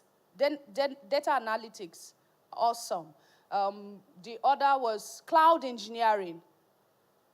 Amazing. So it's a good thing that we have people from various parts, and we're excited that you are already gaining clarity. So as you go deeper, you will get more clarity. One of the things that Testify has decided to do is after today's session, because you can't learn everything today, what we are giving you is what people pay to have access to on one of our websites called the CS Launchpad program. It's called the Career Starters Program, okay? So people, and that's why you see most of the facilitators saying that the next 2 weeks, because the program is designed that it's a 1-month program designed that the first 1 week will give you clarity. The second 2 weeks, you will use it to master, you will use it to learn further on that part you have chosen, and the last week you use it for projects. Do you understand? So what we have decided to do is we're going to give you access to the next, to the second week's content at the end of today. Then, thank God a WhatsApp group has been created. We'll now find a way, right, to now give you access to the remaining material so you can take the course more like you've taken a 1-month course. Do you understand? Do you get? Celebrate Testify for that now. Abba. Yes. So that is what we have decided to do as our own give back to this project. So fill out the forms, Please, can you project the forms again? Yes. Sir? They can update. Okay. So they'll project the form again and you fill so that you can make your choice. Before we do the breakout session, we have a few other sessions we'll be taking, but not in depth. I think most likely we would shift the vision.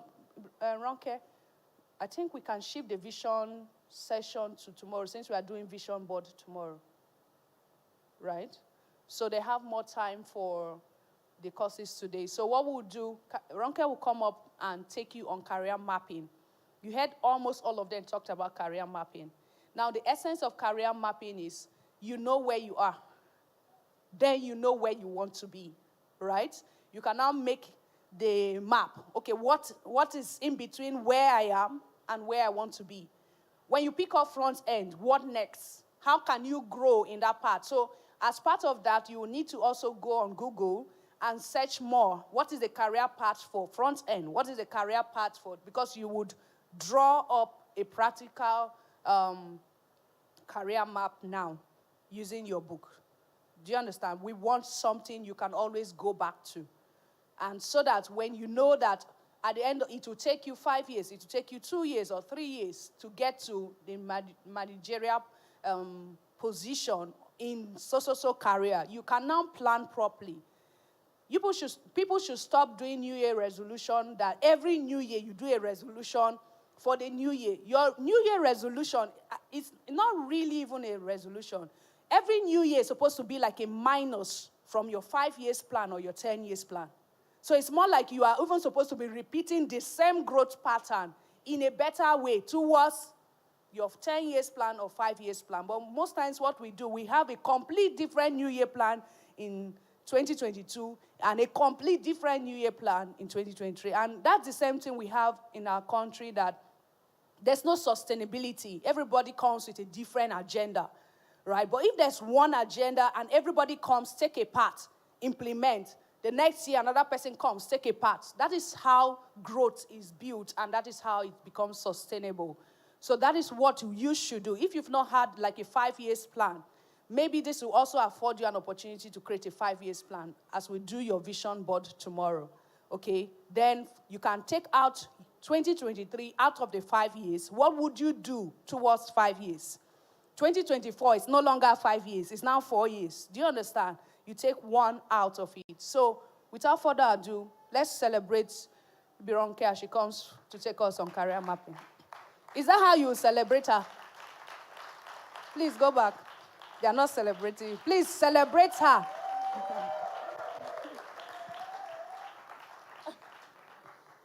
All right, good afternoon, everyone. Please help me celebrate Blessing once again.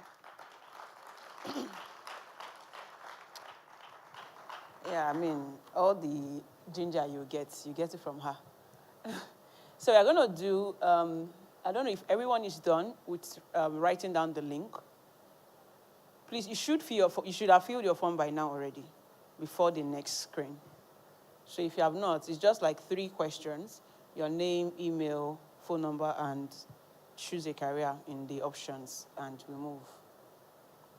So it would be nice. You don't need to even write the link down in your notes. Just use your phone and do it right away. Yeah, because that is, once I'm done with this session, that is what we'll be moving into.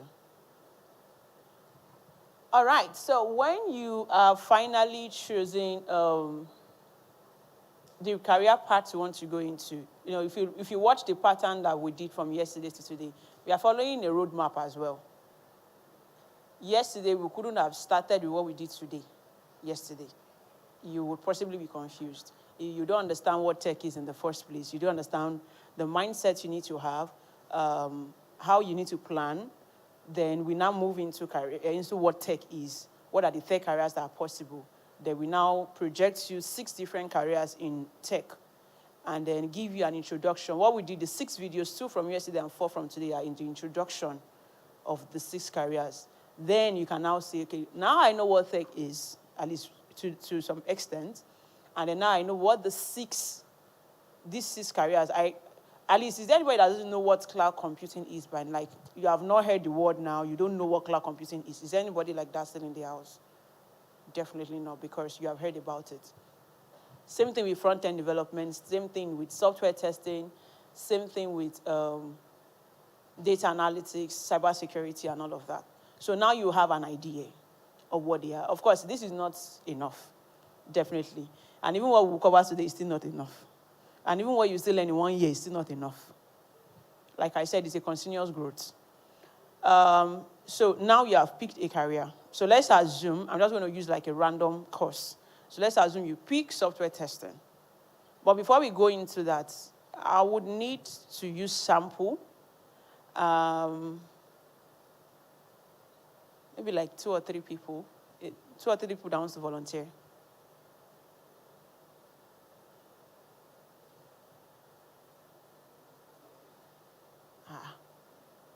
Okay. Please come and give them mic in the front. Do we have extra mic?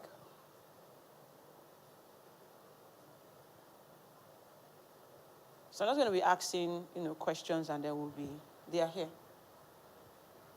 Is there anyone there? Okay, so the first question is, and I mean, this is applicable to everybody, so in case I'm asking and you see me writing, you can also write your own. So any question I ask you can also jot it down in your own notes. So it's quite very practical. So the question is, what have you been doing before? So we're going to start with what you have been doing before, and then we are going to know what you are doing. Let me say before and now is still like what you are doing before. Then we look at the tech career you choose and where you want to get to, right? So before now, what have you been doing before? It doesn't have to be in tech or anything. Okay. Before now, I'm a chef. Chef? Yes, nice. And I'm also a journalist. Journalist? Yeah, work with radio and television. You work with radio? Yeah, and currently. Well, I work with television before. Okay, please, what's the name? Joseph Okekwe. Okay, Mr. Joseph. Okay. Have you choose a career in tech? Yes. What career did you choose? Testing. Software testing. If we are to say by 2025, we are coming back into this auditorium, what do you see yourself doing? By then, I should have been an expert in testing at the managerial level. That's 3 years. No, right? That's 3 years from now. 2025 is 3 years from now. Okay. Okay. So you see yourself to have been doing software testing. I want to be very, very specific on what you see yourself doing. You said managerial level. Yeah. What else? I've also grown to the level where I can do coding. Coding? Yeah. Okay. Anything else? It doesn't have to be related to just your career limitation alone. No. Generally, like with the influence of being into this career, how do you see yourself in the next 3 years? Yeah, and I should be able to sponsor major programs and major activities in RCM as a way of giving back. Okay. Yeah. Any other thing? I think I'm good with that. Okay. Thank you very much. You're welcome. Yeah. Yeah, we can celebrate him. We should celebrate him. All right, so he wants to move from being a chef to being a software test manager in 3 years. Is it possible? Is it possible? Yes. That answer is not strong. Yes. It's not about if I'm a teacher or not. But is it possible to move from a chef to becoming a software test manager in 3 years? It's possible. I was looking for who would say no, actually. That's where we want to start from. Okay, so we have already started career mapping. In case you are waiting for me to put a special topic. There's no special topic. We have started. Now, one of the mistakes you will make when you want to go into tech is to think that whatever you're doing right now does not relate to tech. We mentioned this yesterday, that tech is everything and combination of everything that makes a solution happen. So it means that there are some skills he has as a chef and as a journalist that is very, very important in the journey ahead that he can never drop. Let me repeat, he is a chef. Means he cooks, the food we eat, right? Means he can taste food. And he can, by the virtue of being a chef, he is testing already. Yes or yes? Uh-huh. So by the virtue of being a chef, he's a tester already. It's just that his own is into food. It's not a software. Anyway, as long as we can swallow itself, it's software. To continue, so there are some skills he has as a chef that is useful to where he wants to be in the next 3 years, that he needs to leverage on. What are the skills? Anybody? What are the skills he currently has as a chef and a journalist? Sorry, please pass the mic. Let's pass the mic. He has analytic skills. He can be able to analyze. What does he use analytic skills to do right now? Okay. In the meal, the preparation of the meal, he can be able to gauge his customers, how they respond to the kind of food he produces. That is one way. And then possibly from the meal itself, he can be able to gauge, that is, if he teaches, he can be able to gauge across board which one is better. So there's a way of analyzing. Do you teach people how to become a chef? Okay. If we are also going to say business, if you are going to say he's able to analyze, the question is, do you collect survey from your customers? Do you collect reviews? No, it's fine if you don't. This is all just being practical. Please, if you know you are a fashion designer or anything, I hope you are applying this in your own notes. I'm just using him as a sample. Be applying it to whatever you're doing, in case you're a writer, whatever it is that you're doing. Even if you're a preacher. In fact, I said that preachers are the best marketers. So he doesn't collect review. So we cannot really bank on his analytics skills. What other skills can we bank on? He's a cheerful. Yeah, please, let's pass this mic. This mic is for movement today.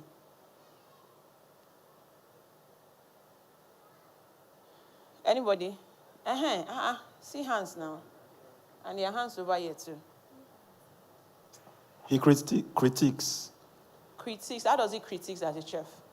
Okay, so when he tests a meal, because of his trained taste buds, he's able to know if a particular ingredient is over this particular ingredient, and then how it's possible that we can, make it subtle or balance this, or balance the meal or any of the ingredients. But he doesn't create the ingredients. No, he doesn't. He uses the ingredients. Yes, he uses the ingredients. So he cannot really critique what he doesn't produce.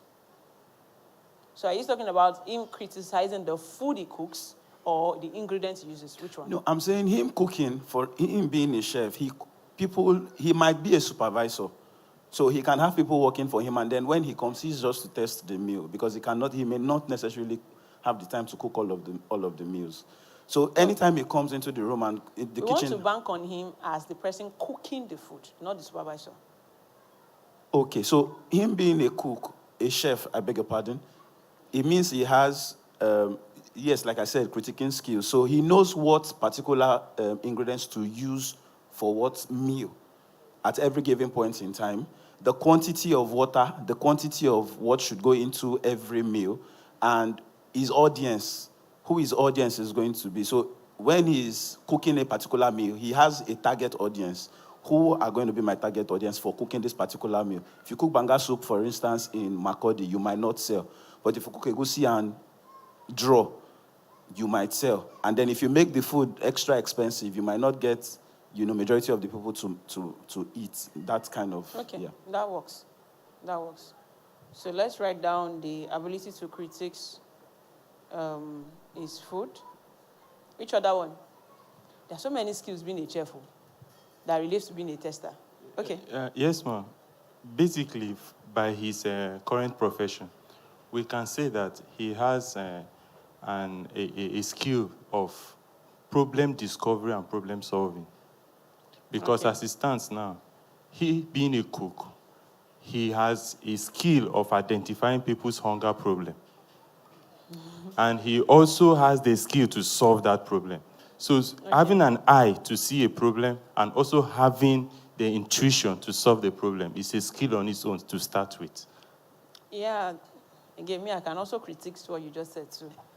And I can critique it in the form of, we don't, all of this analysis we are doing, we are not asking him, right? I'm intentionally not asking him. Because if we are to go back by what you said, we don't know if he carried out any form of analysis to know if the food he wants to cook is necessary or not, right? He just came to an...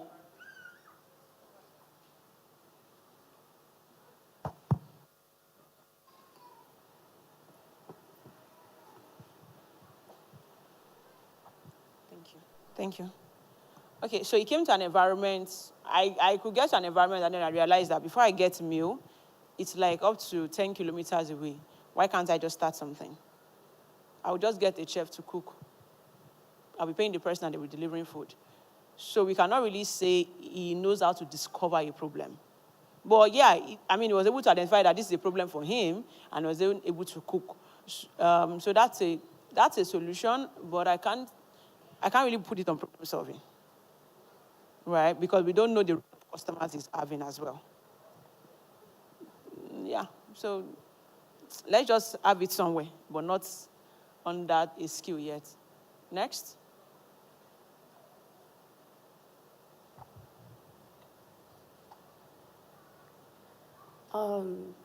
Forecasting skills and predictive skills. What do I mean by that? For example, I want to use our kitchen as an example. Housing kitchen, it works at Housing kitchen, and if they want to prepare for high C that will happen by May, and they still need to cook food, they will start to prepare at the beginning the amount they will need, the bag of rice they need, the amount of Maggi they will use, the wood they will use, and all of that. So along the line, they can be able to forecast into the future. Then he too can also be able to predict, so that if they give him, you have to prepare food for 500 person. There's no need for him again to start to calculate, because he has been working in that line before. So it's very easy for him to actually give you the details at instance. Thank you.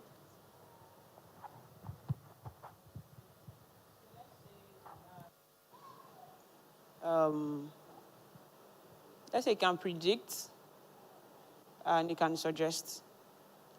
I wouldn't necessarily say forecasting, because I would say forecasting is more like a risk thing when you don't even have an idea, but you're just guessing, right? But because he has that experience, he can guess right. So he's no longer guessing. He knows what he's saying, and it is his field at that point. So maybe the right word is not forecasting. Now, okay, let me mention, as a result of him being a chef and being a journalist, like you mentioned, he can communicate to some extent, right? We don't know how far he has gone in his journalism profession, but if we are thinking about it from a good professional journalist standpoint, that means he's very good with communication. So that means he can write well, he can speak well, like he can transfer his message. Communication. We mentioned about this problem-solving skill the other time. Yes, he can be able to see. So for him, the problem-solving will not really apply to him that much, except he's going into business development, right? Because for a software tester, you are looking into a problem that already exists and then analyzing it further. That's what you're doing. You're not discovering. Yeah, you can discover something new if you have that part of you, but it's not really like a core skill that is needed for you as a tester. So he has communication, he has problem solving. It means that even in the communication, everything still banks on communication, problem solving, criticism of his food, which is more like testing of his food, like you mentioned earlier. All the skills that he has.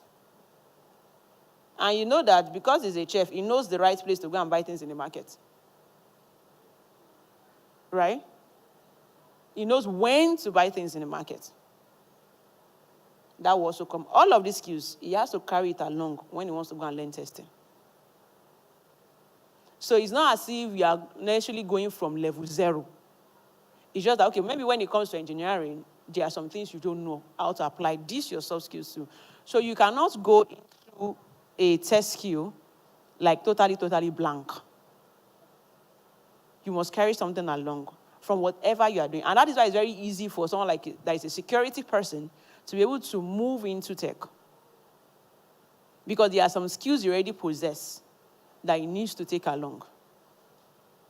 So it's very easy for a chef or for someone that is a cleaner in a bank to then move to becoming an engineering manager.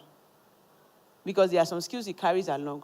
Now, he has all of these skills, but he wants to become a tester. What are the skills that he doesn't have?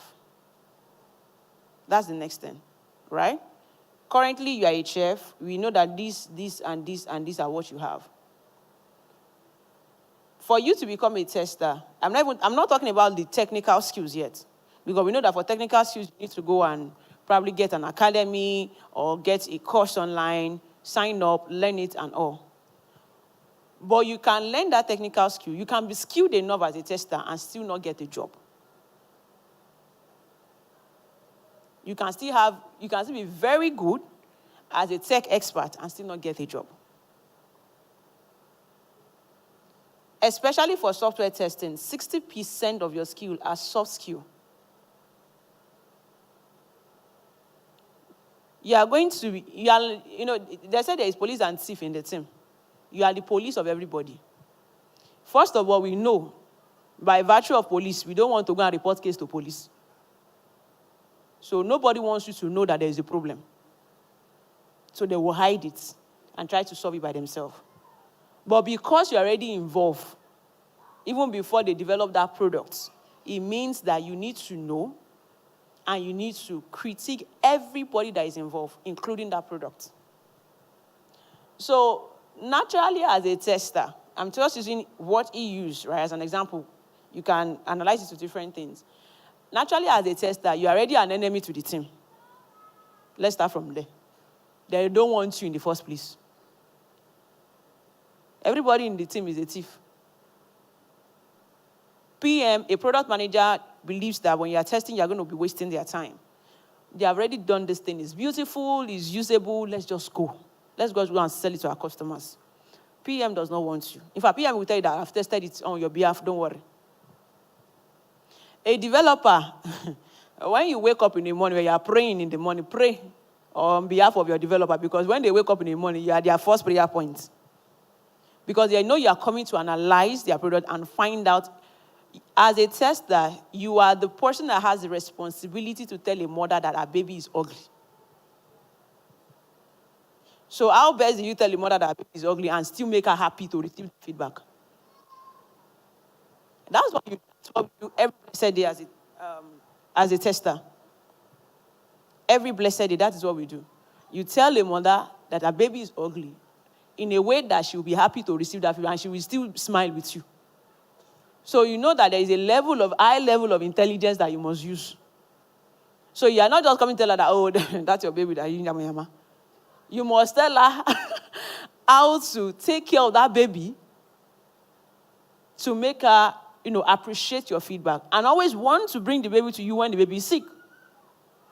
So your responsibility as a tester is tough. You are the central in the team. In a way, maybe not authoritatively, but you have the final say to decide if this product is to go live or not. If they said I want to go live by 5 p.m. today, I would have to sit down with them and say, okay, I've tested your product. If you go live, these and these and these are the issues that you will encounter. But I would advise you, don't go live. Let this be fixed and let them go live, let's say by next week, Monday. Now, if the PM, who are almost like the landlord of the building, says we want to go live like that, you have to give them a statement. When you go to police station now, you give them a document to write a statement. It's called a policy risk document. You get that in breakout session. Ask them to sign. Now you say, with this issue, we should go live. So that when they get live and there is an issue, so when I say live, it means that it is accessible to you as a customer. So that when they get live and there is an issue, they cannot say, where is it? Who tested it? That is always the first question they ask. So when they say who tested it, you ask them, who signed it to go live? But if you do not give them to write that statement, you are dead. Because you approve it to go live. I gave an example. I said, if we have a medical product that was tested, everything was good to go, they went live, they deployed it, they put it to a medical hospital, they applied it on a client, and the client died, who should be arrested? The product manager, the tester, the developer, or the business owner? Who should be arrested? This is a case. In fact, it used to be a very serious debate. So I need a response. Let me explain what everybody's responsibilities are. As a business owner, you are the one that met with Pastor Tony and said, okay, Pastor Tony said probably he wants to be selling, suits for all the gentlemen in RCN. No, let me not use clothes. That one is too lenient. So there's a lady that talked about medical hospital. Said, okay, I want a medical device that can help me to maybe apply first aid to anyone that they rush in. All right, thank you.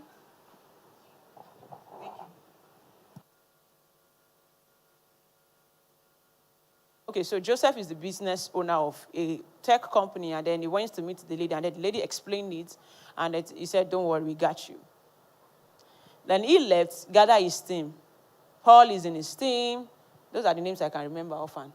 Blessing is in his team, and then 2 other people. 1 tester, 1 developer. Blessing are PM because they get trouble where. Product, Blessing is the PM of the team. Paul is the designer. The gentleman here is the developer. And then there's someone that I met yesterday that is a tester. By the solution he was giving me yesterday, I said, okay, you have chosen your path. So then we have a tester. So Joseph went to meet, of course, the first person we're going to meet is the troublesome people. So he went to meet her. She did not call all of us. I'm the tester, she did not call us. They discussed, this is what the customer wants, this is what they want to develop and everything. Then she will meet with the designer, explain, this is how it should look like, the device and everything. When they are done with designing, they would have, these 3 people, they are secret court in any tech company. They would have finalized what they want to do. They will now call us, the developer, the tester, and every other thing in the company. This is the solution we want to build, though. And they have told the customer, give us 5 days, we'll deliver it, without even hearing from us. They tell us about the solution and everything. Developer went to develop. I test what I want to test. Okay, this product is good to go. These are the issues. But, it's still usable and everything. They deployed it back to the customer. They have test-run it on cow or animal, everything is fine. And then they test-run it on human being, and then they realized that it failed. The person died as a result of that. If she's going to arrest someone, who will she arrest? I want response, serious response. Where is the other microphone, please? I want to hear how you will send your team member to police station today. Please give Mr. Joseph. Okay, I will answer this question on the position of being a chef in an organization before. No, we want the situation of medical health issue. Somebody has died. Yes. So who should be arrested? The tester. The tester? Yes. Okay. It is always the tester that has problem. Okay. Can I give... Oh, yeah, give your reasons. Because, like you said, there should be a document. If the PM want to violate the order, he should sign. But in this case, the tester have approved. Even though the tester have identified some problems, but he feel that it can be overlooked and let it go. That's why I was coming from the angle of being a chef. Now, if a product is produced I have to test it before it go out. If it goes out and any customer complain, I will pay for it. I'll be responsible for it. Okay. Thank you very much. Please give me a round of... he wants to send testers to jail. Why are you not clapping for him? Someone is here. Testers. We don't hear. Thank God this is streamed live. Mr. Joseph, we don't want to see you stop the testing department. All right, that's just a joke. Thank you. Why? Please go ahead for your So the reason why the product manager should be arrested is because the product manager is the face of the product. People banked on her, on her reputation to purchase the product. People trusted their lives with her that, okay, this person is orderly, this person is, is a legal person, she does everything ethically, especially when she's, from a professional standpoint of view, and, you present something that has to do with health, knowing that you would have, some form of recommendations from other people. So most of the times when your standard is there, you are the face of the people, of the product. So since you are the face of the product, when they want to arrest, they don't know me as a tester. Nobody, the user, the person who died does not even know me as a tester. The policeman will come and say, one name, who get this product? Send a PM, okay. Madam, are you the owner of this product? Say yes. Yes. Are you the CEO of this company? Yes. Okay. Please follow us to the station. Any words you say will be used against you. So now we have a tester should go to prison. We have the product manager. Any other? I want a different option now. Somebody's at the back. I mean, we still have the developer. We still have the CEO of the company that the client met with. We still have the clients. Anyone can go to jail. All right. Thank you very much for everything you are doing now. In such a situation, I would actually recommend the whole team is packed up. Oh my God! Please clap for him. Clap. Clap for him. He said clap.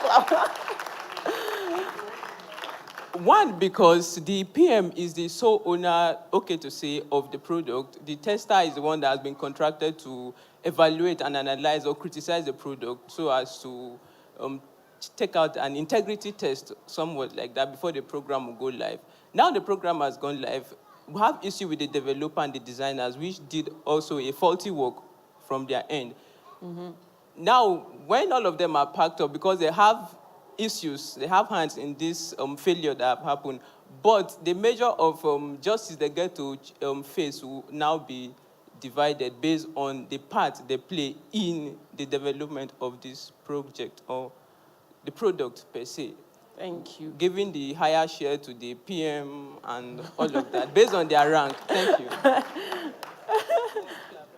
Thank you very much. Any other different opinion? Okay, someone is here. He's here. He's on this row. So we know that you want to send testers to jail. You find your class to attend. Then you want your opinion to go to jail. Okay. So you said let the whole team. We'll shut down the company. All right. Let's hear from you. Thank you very much, Ma, for this wonderful program. Standing on what he said, I would say that let them arrest everybody.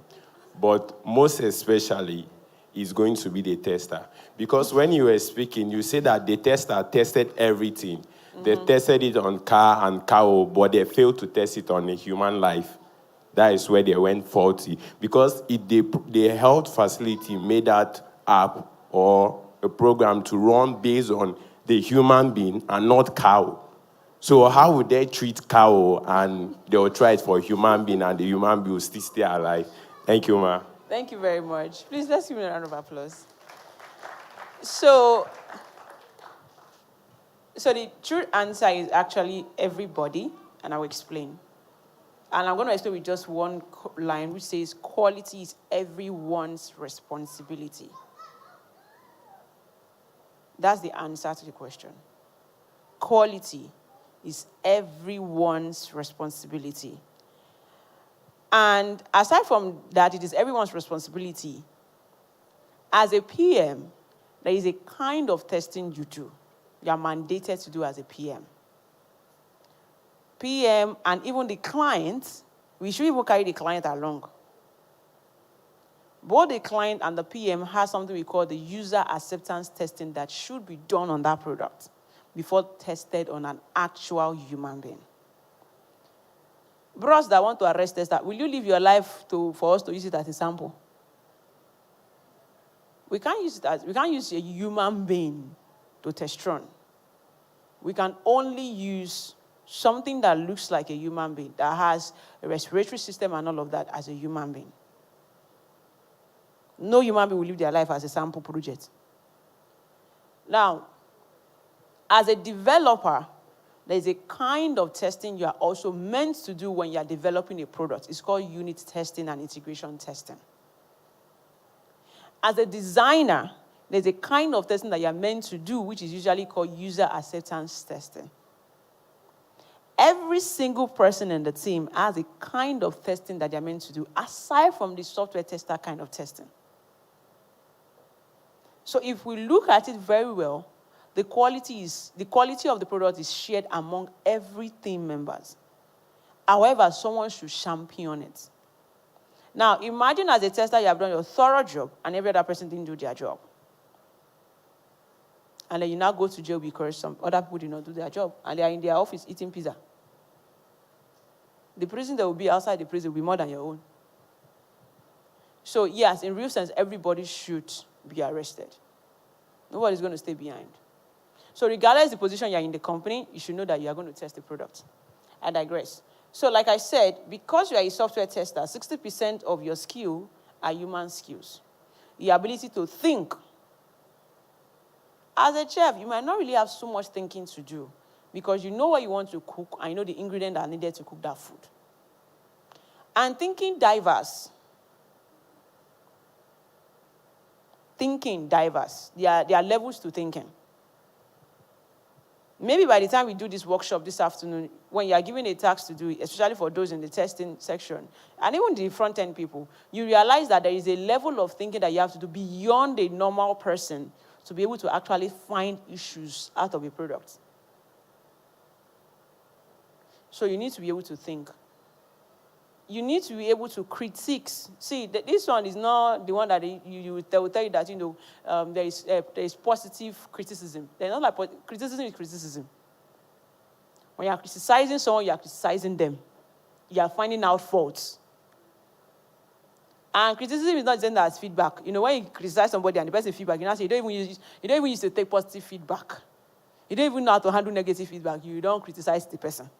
Don't target negative feedback. Don't say the person does not know how to handle you. How did you share the negative feedback? So when you think, you need to be able to communicate. And like I said, communication within the team is different from, I saw this issue, this thing failed.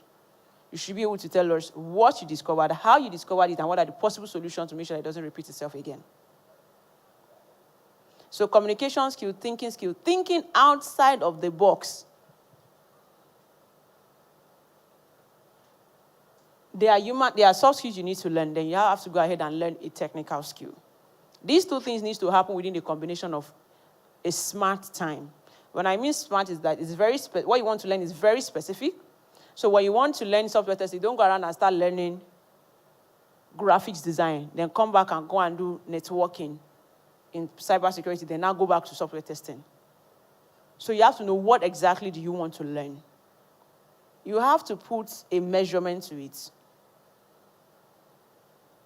How in-depth do you want to learn now? Do you want to learn both manual and automation now?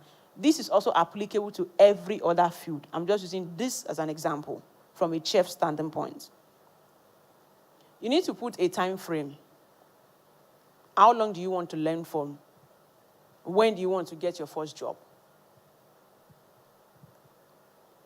Once you identify that, the next thing is for you to go and learn and follow through. Learn, apply, and then pursue your career. We have come from where this person is as a chef to learning reiterating what he knows, learning what he does not know, then applying it to go and learn software testing. And then you can move from there. So what we are going to do now is, I don't know what you are currently doing right now, whether you're a teacher, you're a cleaner, or whatever it is.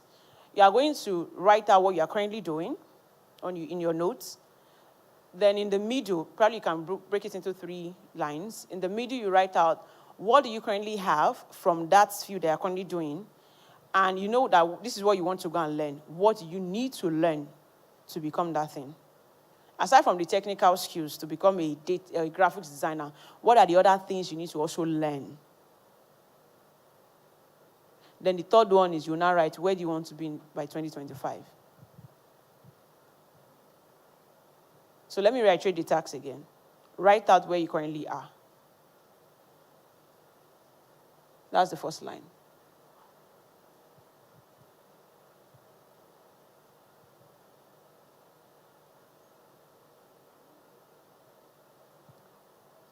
Then in the middle, write what you need to learn and what you are bringing to the table from what you currently do. What do you think you can bring? What is called a transferable skill. What can you transfer from what you currently do into this new career that you're going into? So you want to become a cybersecurity. Currently now, the security you're doing is at the gates. But you want to go into cybersecurity. So what skill do you have right now that you can transfer into the cybersecurity you're going into? Then you need to write us, what do you want to learn next? Where do you see yourself by 2025? Now, I don't need you to limit it to, I want to be a graphics designer expert by 2025. It can be bigger. We already addressed that from yesterday. Whatever you write down would help me understand the limitation of your mind as of today.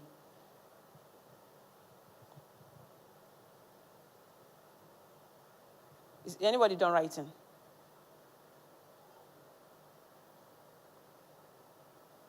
Is anybody done writing? Anybody would like to share?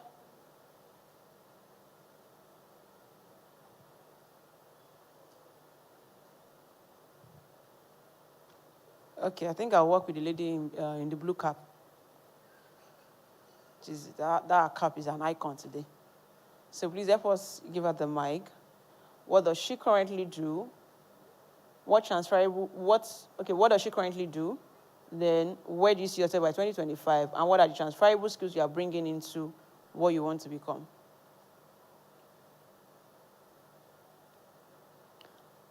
So let's start. What do you currently do? Yeah, we can hear you. A student. A student, okay. What course? Okay, Adunam graduating, Adunam past student. Oh, okay. So where do you see yourself in 2025? 2025. That's in the next 2 years or 3 years. Next 2 years, I see myself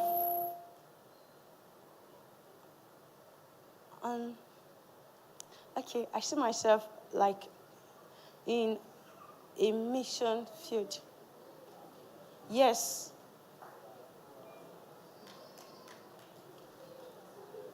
Anything else? No. Nothing else? Yes. So, as regards do you have any career in tech or anything in mind? Yeah. My career, as in the one I chose was analysis. Data analytics? Yes. But you don't see yourself doing it by 2025? No, for now, no. Okay. I want someone that sees themselves doing something in 2025, aside from their ministry work. Okay. So what do you currently do, sir? I'm an event planner. I do decoration. And my strength in the work which I want to transfer to the path I've chosen. Okay. I'm very good at planning. Planning? I think. I analyze. Then most especially due to how our clients want to be like, this is not what we asked for, I'm defensive. Then where I want to see myself in the next 3 years, I want to study cybersecurity in the university. Then I want to bring an awareness to like remote youth, because everywhere I go, even my friend says that if you are going to study cyber security or computer, there's no job. You just end up in the cafe. I just want to prove them that they are all wrong. I just want to prove them that they are all wrong, that there is more to see than makes the eye. Thank you, ma'am. Thank you very much. Yeah, we can clap. Oh. All right. So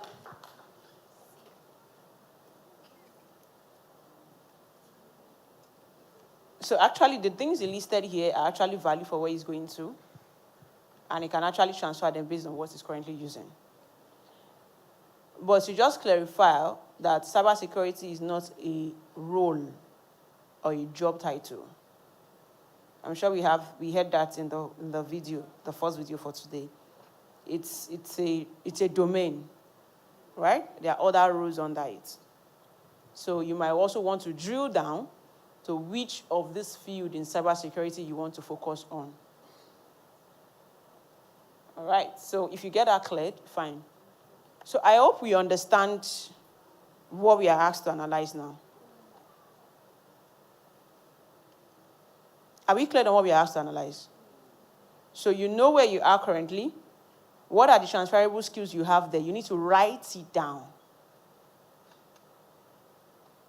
When you write it down, then look at where you want to go to. These are the things that help you to choose the right career path, actually. So if you are planning, if you're analyzing, if you are you cannot be a defensive person as a developer. Do you get? Your natural being will not allow you to be patient enough to write code. So this is how you don't just choose what you hear. You choose based on your own self-analysis. If you're a lawyer that you need to protect and all of those things, you need to defend your people and all of those things, you cannot say you want to go and be doing a product manager or you want to go and be doing UI, UX. They are good careers, though, but they don't tally with your own personality. This is where the clash is.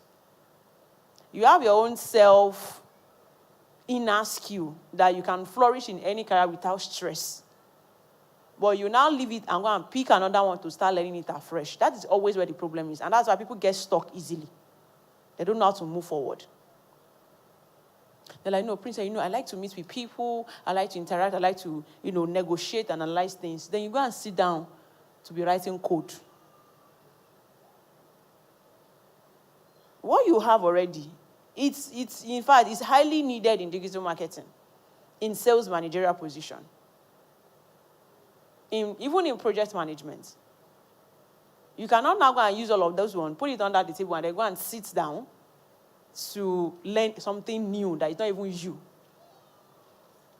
If I want to punish Blessing now, let me tell her to go and be a front-end person.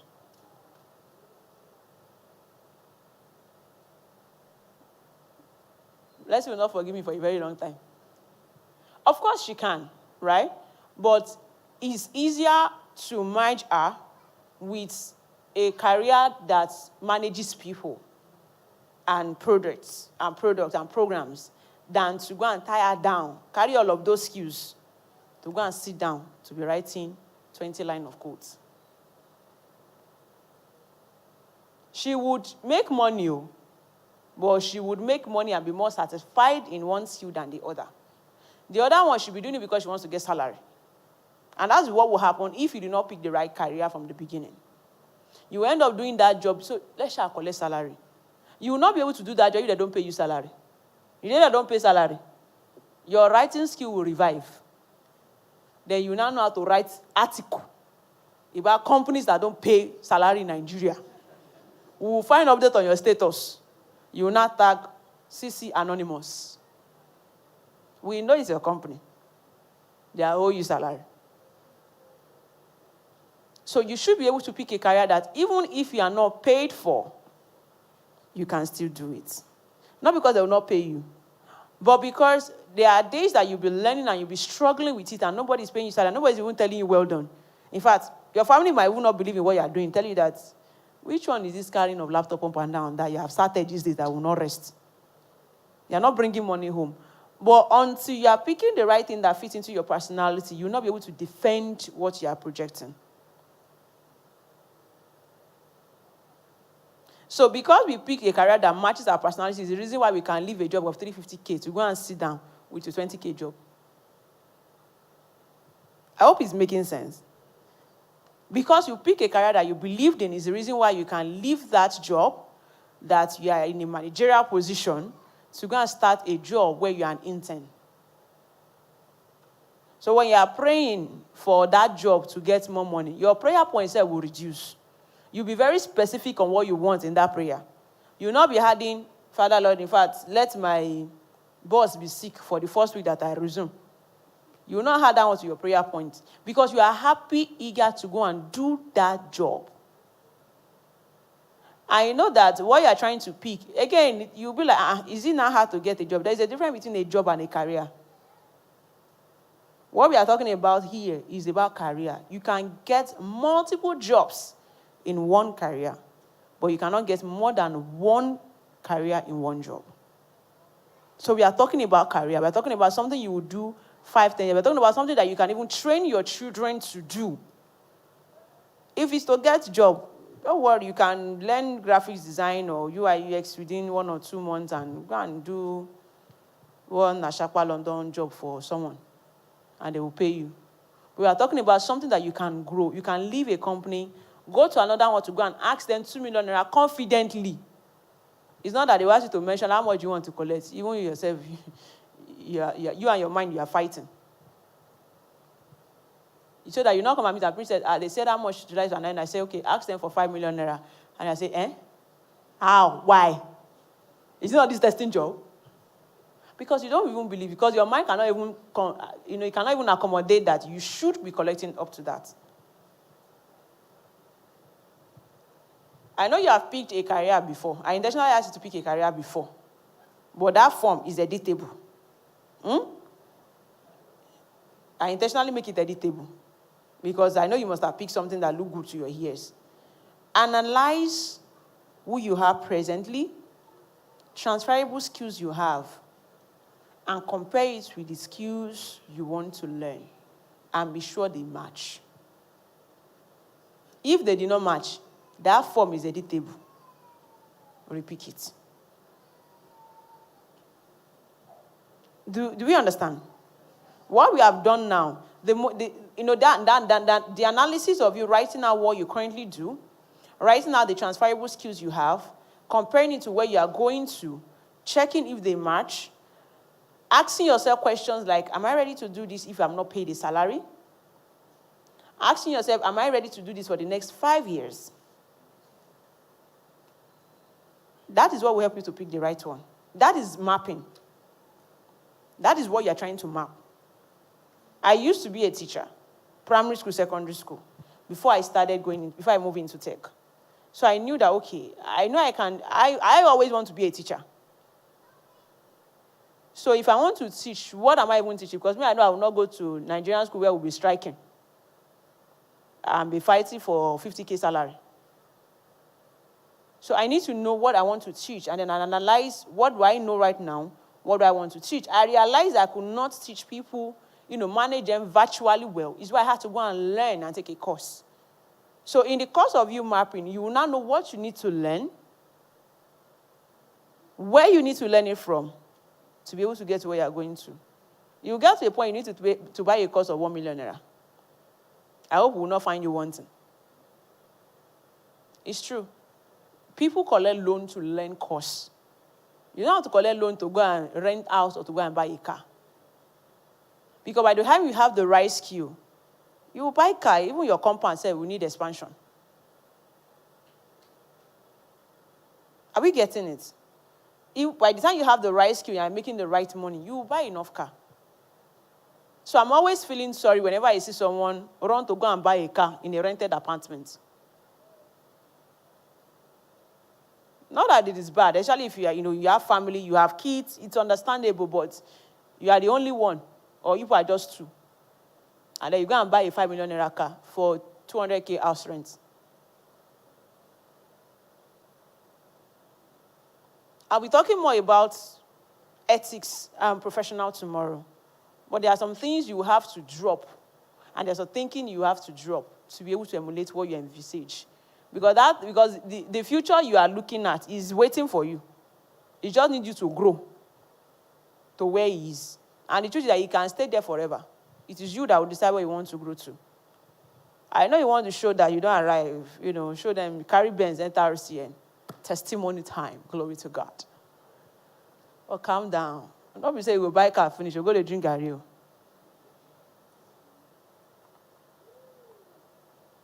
Before you contribute money for this Christmas, I should be.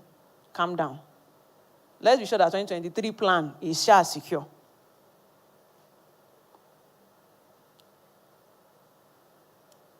So I would say this is a task that you need like 5 to 10 minutes to do. Even when you get to my personal, I used to think about it, but you need to do that before we do a breakout session. Any question? All right, we have questions. We have question in this row, we have question here and here. Don't worry, if you need motivation and passport, blessing will do that one. My own work is not to motivate. All right, thank you very much, Ma. You're welcome. My question is, while we're watching the video, I think that's Onyebuchi, while he was talking about the front end. I'm fine. He talked about the front end developers, the back end developers. Mm-hmm. Then he also talked about the UI UX. Yeah, UI UX. Then he talked about, he said the front enders and the back end developers, they do with codes. That codes are very necessary. But while he was mentioning the UI UX, he said they do not need codes. Then I watched him while he was explaining about the code. He mentioned HTML under front end, mentioned HTML, CSS, then talked about the Git and GitHub and all that. Now my question is this: for guys that do with CMS, strictly CMS that do not use codes. Like WordPress. WordPress, thank you, those builders. Where do we categorize them?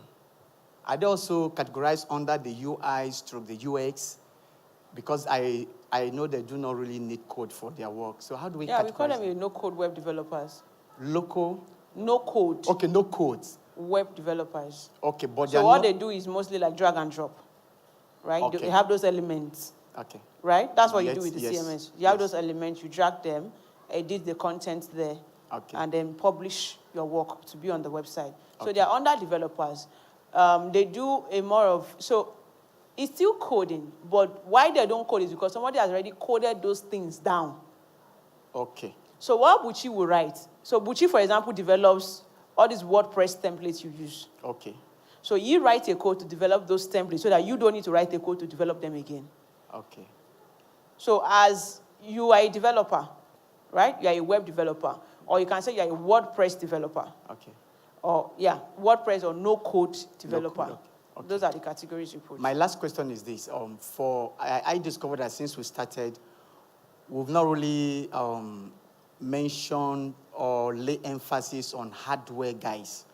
So the question I want to ask, if you're a hardware personnel and probably you relocated from where you used to stay to a remote village, for instance, where you might not have clients to deal with their hardwares directly, are there windows of provision where you could stay wherever you are and do any of this work online for anybody?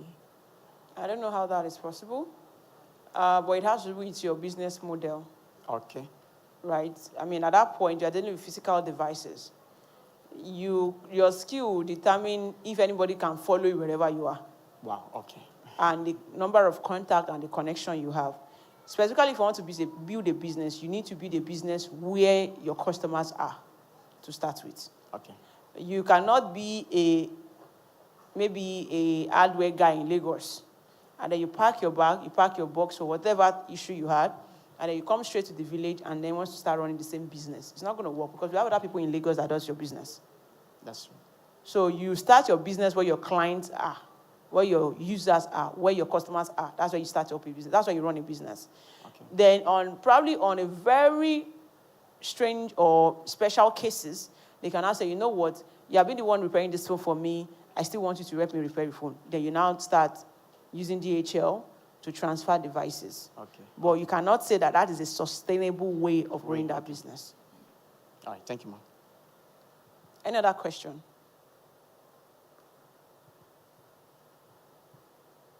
Okay.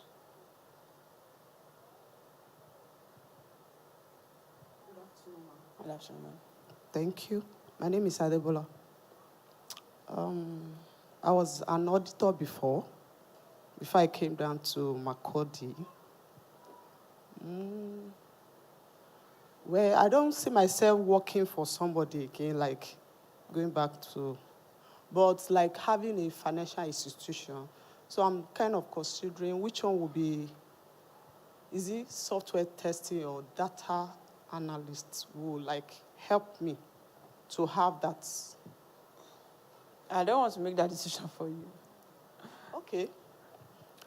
Like what you explain, or the two of them, looking at the two of them, and software testing, though I don't know the courses and the old courses, that will it help me to like, okay, set up a financial or as a data analyst, like presentation, I know a little about it. I don't think learning any of these technical skills will help you set up a business. Okay. You want to set up a business, that's a big deal on its own.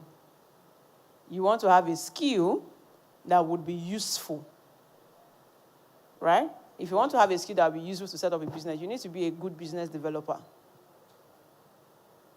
So it now depends on what kind of business you want to set up. Let's start. You said financial institution. So in real sense, software testing has really no, I don't know, except for the soft skill. I don't think there's any technical skills that will help you to set up a financial institution.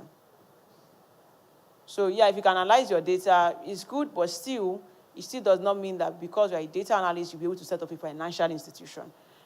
A business as a financial institution is a deal on its own, right? You being able to manage your finance is a skill, or you being able to do anything about finances, auditing, and all of those things is something that you should have.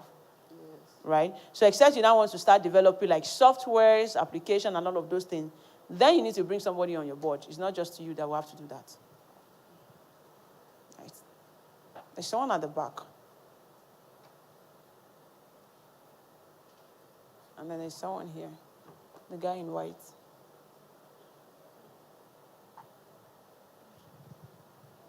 Good afternoon, Ma. Good afternoon, Ma. Okay.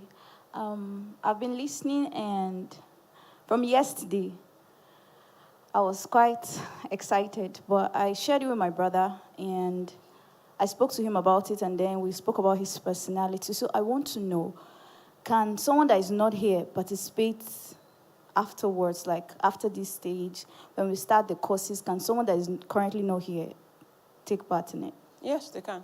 Okay.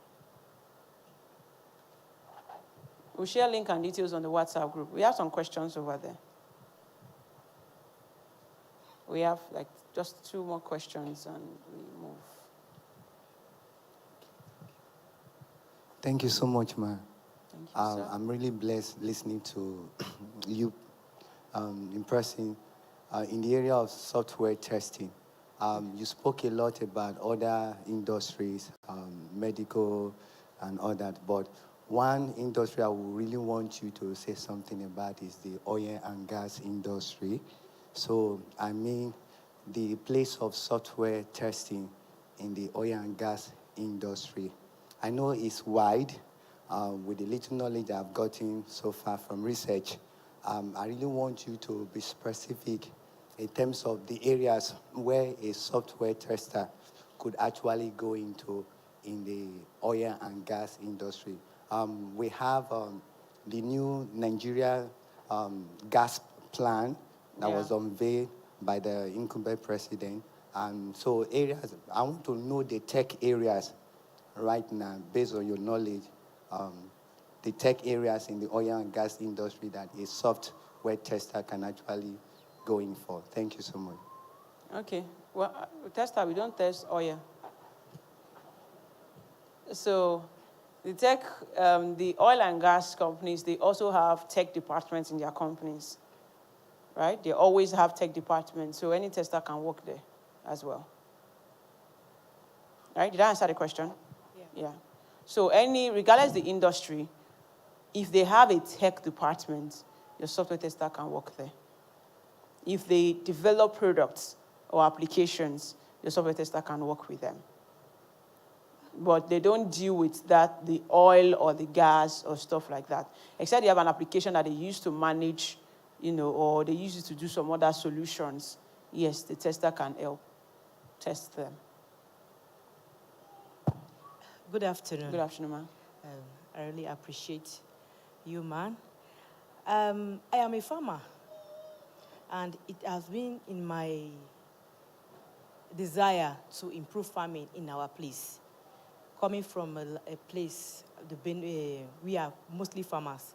So I was like going through the whole video stuff. I was like finding it difficult to choose which one to go along with. I was thinking it's the front end, but after your explanation on on career mapping, I removed it. Though coding is nothing to me. Yeah, it's nothing.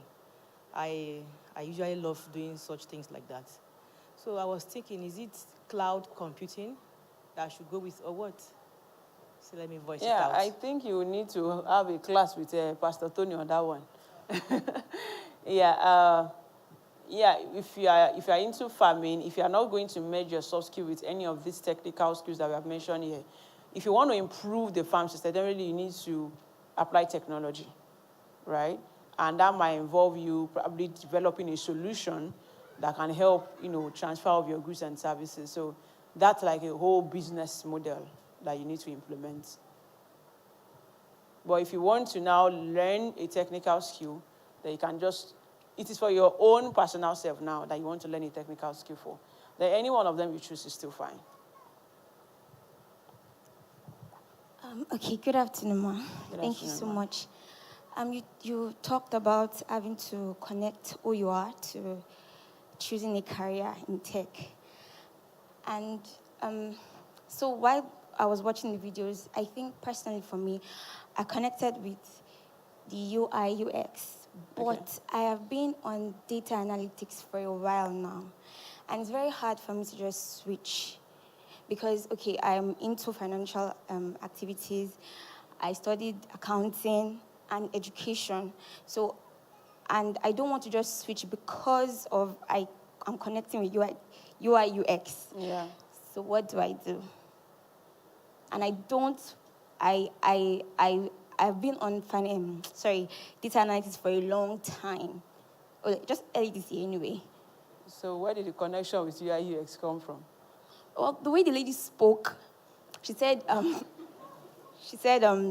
you're someone that is very empathetic and you know how to, be in person's shoe and literally bring out what they want, and I think I'm that kind of person. So, and then data analytics is just numbers and, percentiles and facts and data.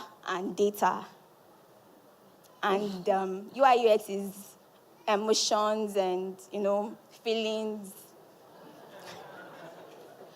So. Thank God you're a Christian. You go back to God to go and pray about it. That's my answer. So we have a question. This question will not allow us to close today. Just one more person that your spirit leads you to. Hallelujah. Praise God. Okay. Hallelujah. Thank you. My name is Uju. I want to thank you for your coming and Pastor Tony too. You made mention of the fact that everybody will need to choose a career path in tech.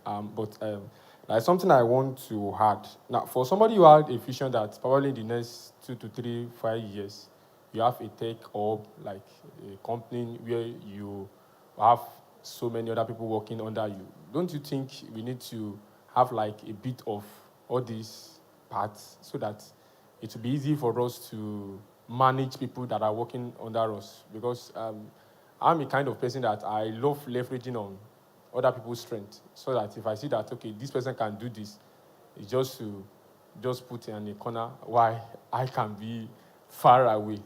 So that's my question. So in 2 to 3 years' time, you want to become a boss.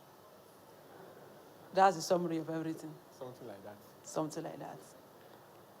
On the solution that you have started, are you in the ideation stage of that solution? No, give the mic to, you are collecting mic from boss. It's just that I don't really have more time to talk about what I'm currently doing. Okay, so what I would say is that, first of all, it's a good one that, you cannot be the solution, you cannot be the person providing all the solutions. In fact, even if you can do them, you are not meant to be the one doing them. Actually, you are meant to leverage on other people's strengths. And whatever is your weakness, you shouldn't be finding yourself struggling to solve them. It's only going to drag you back.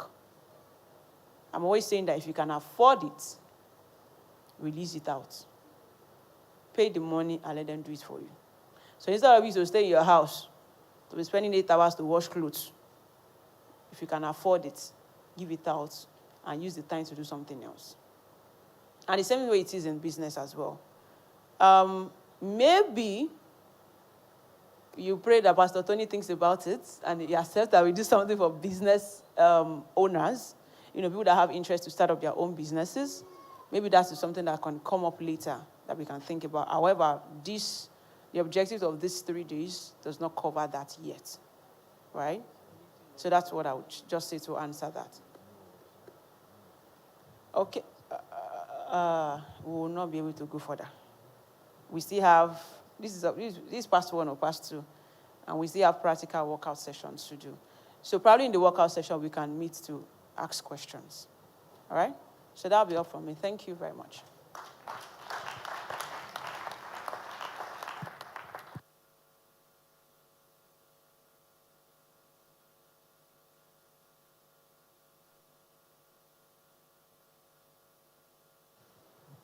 Okay.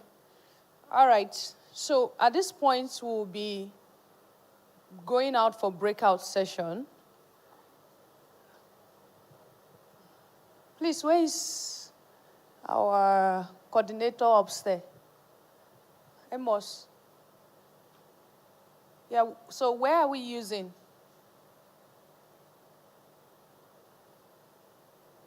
Five. We have 5 groups, 6 groups. Yes. I think some persons can use these points, right? Some persons can use these extreme points. So let's say all the software testers stay here. Let's do bias now. Let them remain in the altar of the middle. People cannot beat us now. We are the software testers leading the company. Abby? All right, software testers here. Cyber security here. So just go to us so that we start our breakout session. Data analysis here.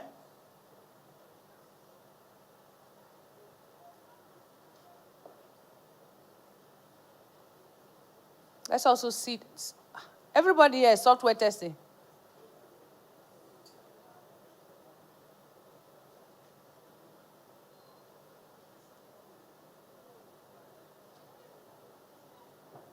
Data analysis this way, the red angle.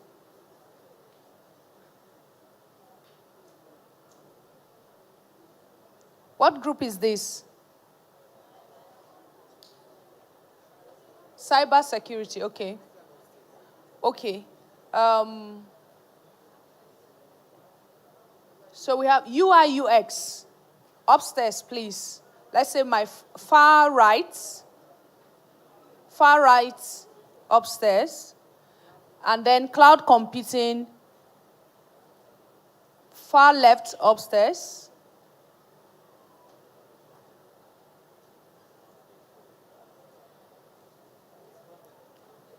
This is data analysis. Front end. I think front end can also use upstairs, but this far, this corner, maybe behind. So we have software testing, we have data analysis, we have cyber security, we have front end, right? Or UI UX. No. Which people are these? UI UX, right? Right? UI UX. We have cloud. Did I say cloud computing? Front end. I said front end this way.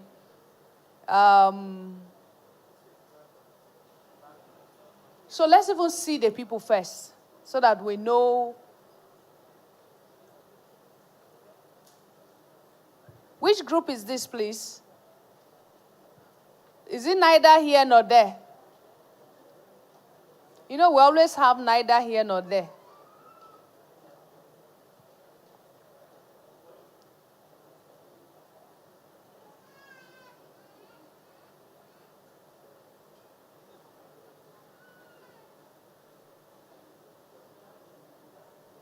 Which group is this, please? Cloud computing. Front end. Okay, where's cloud computing? Are you for cloud computing?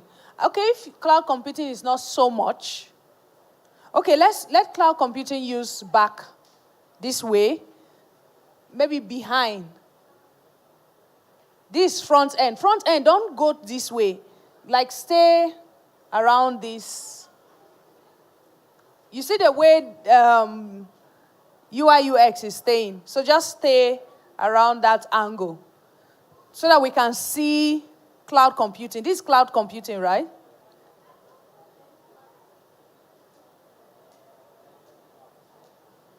It's complete. 1, 2, 3, 4, 5, 6.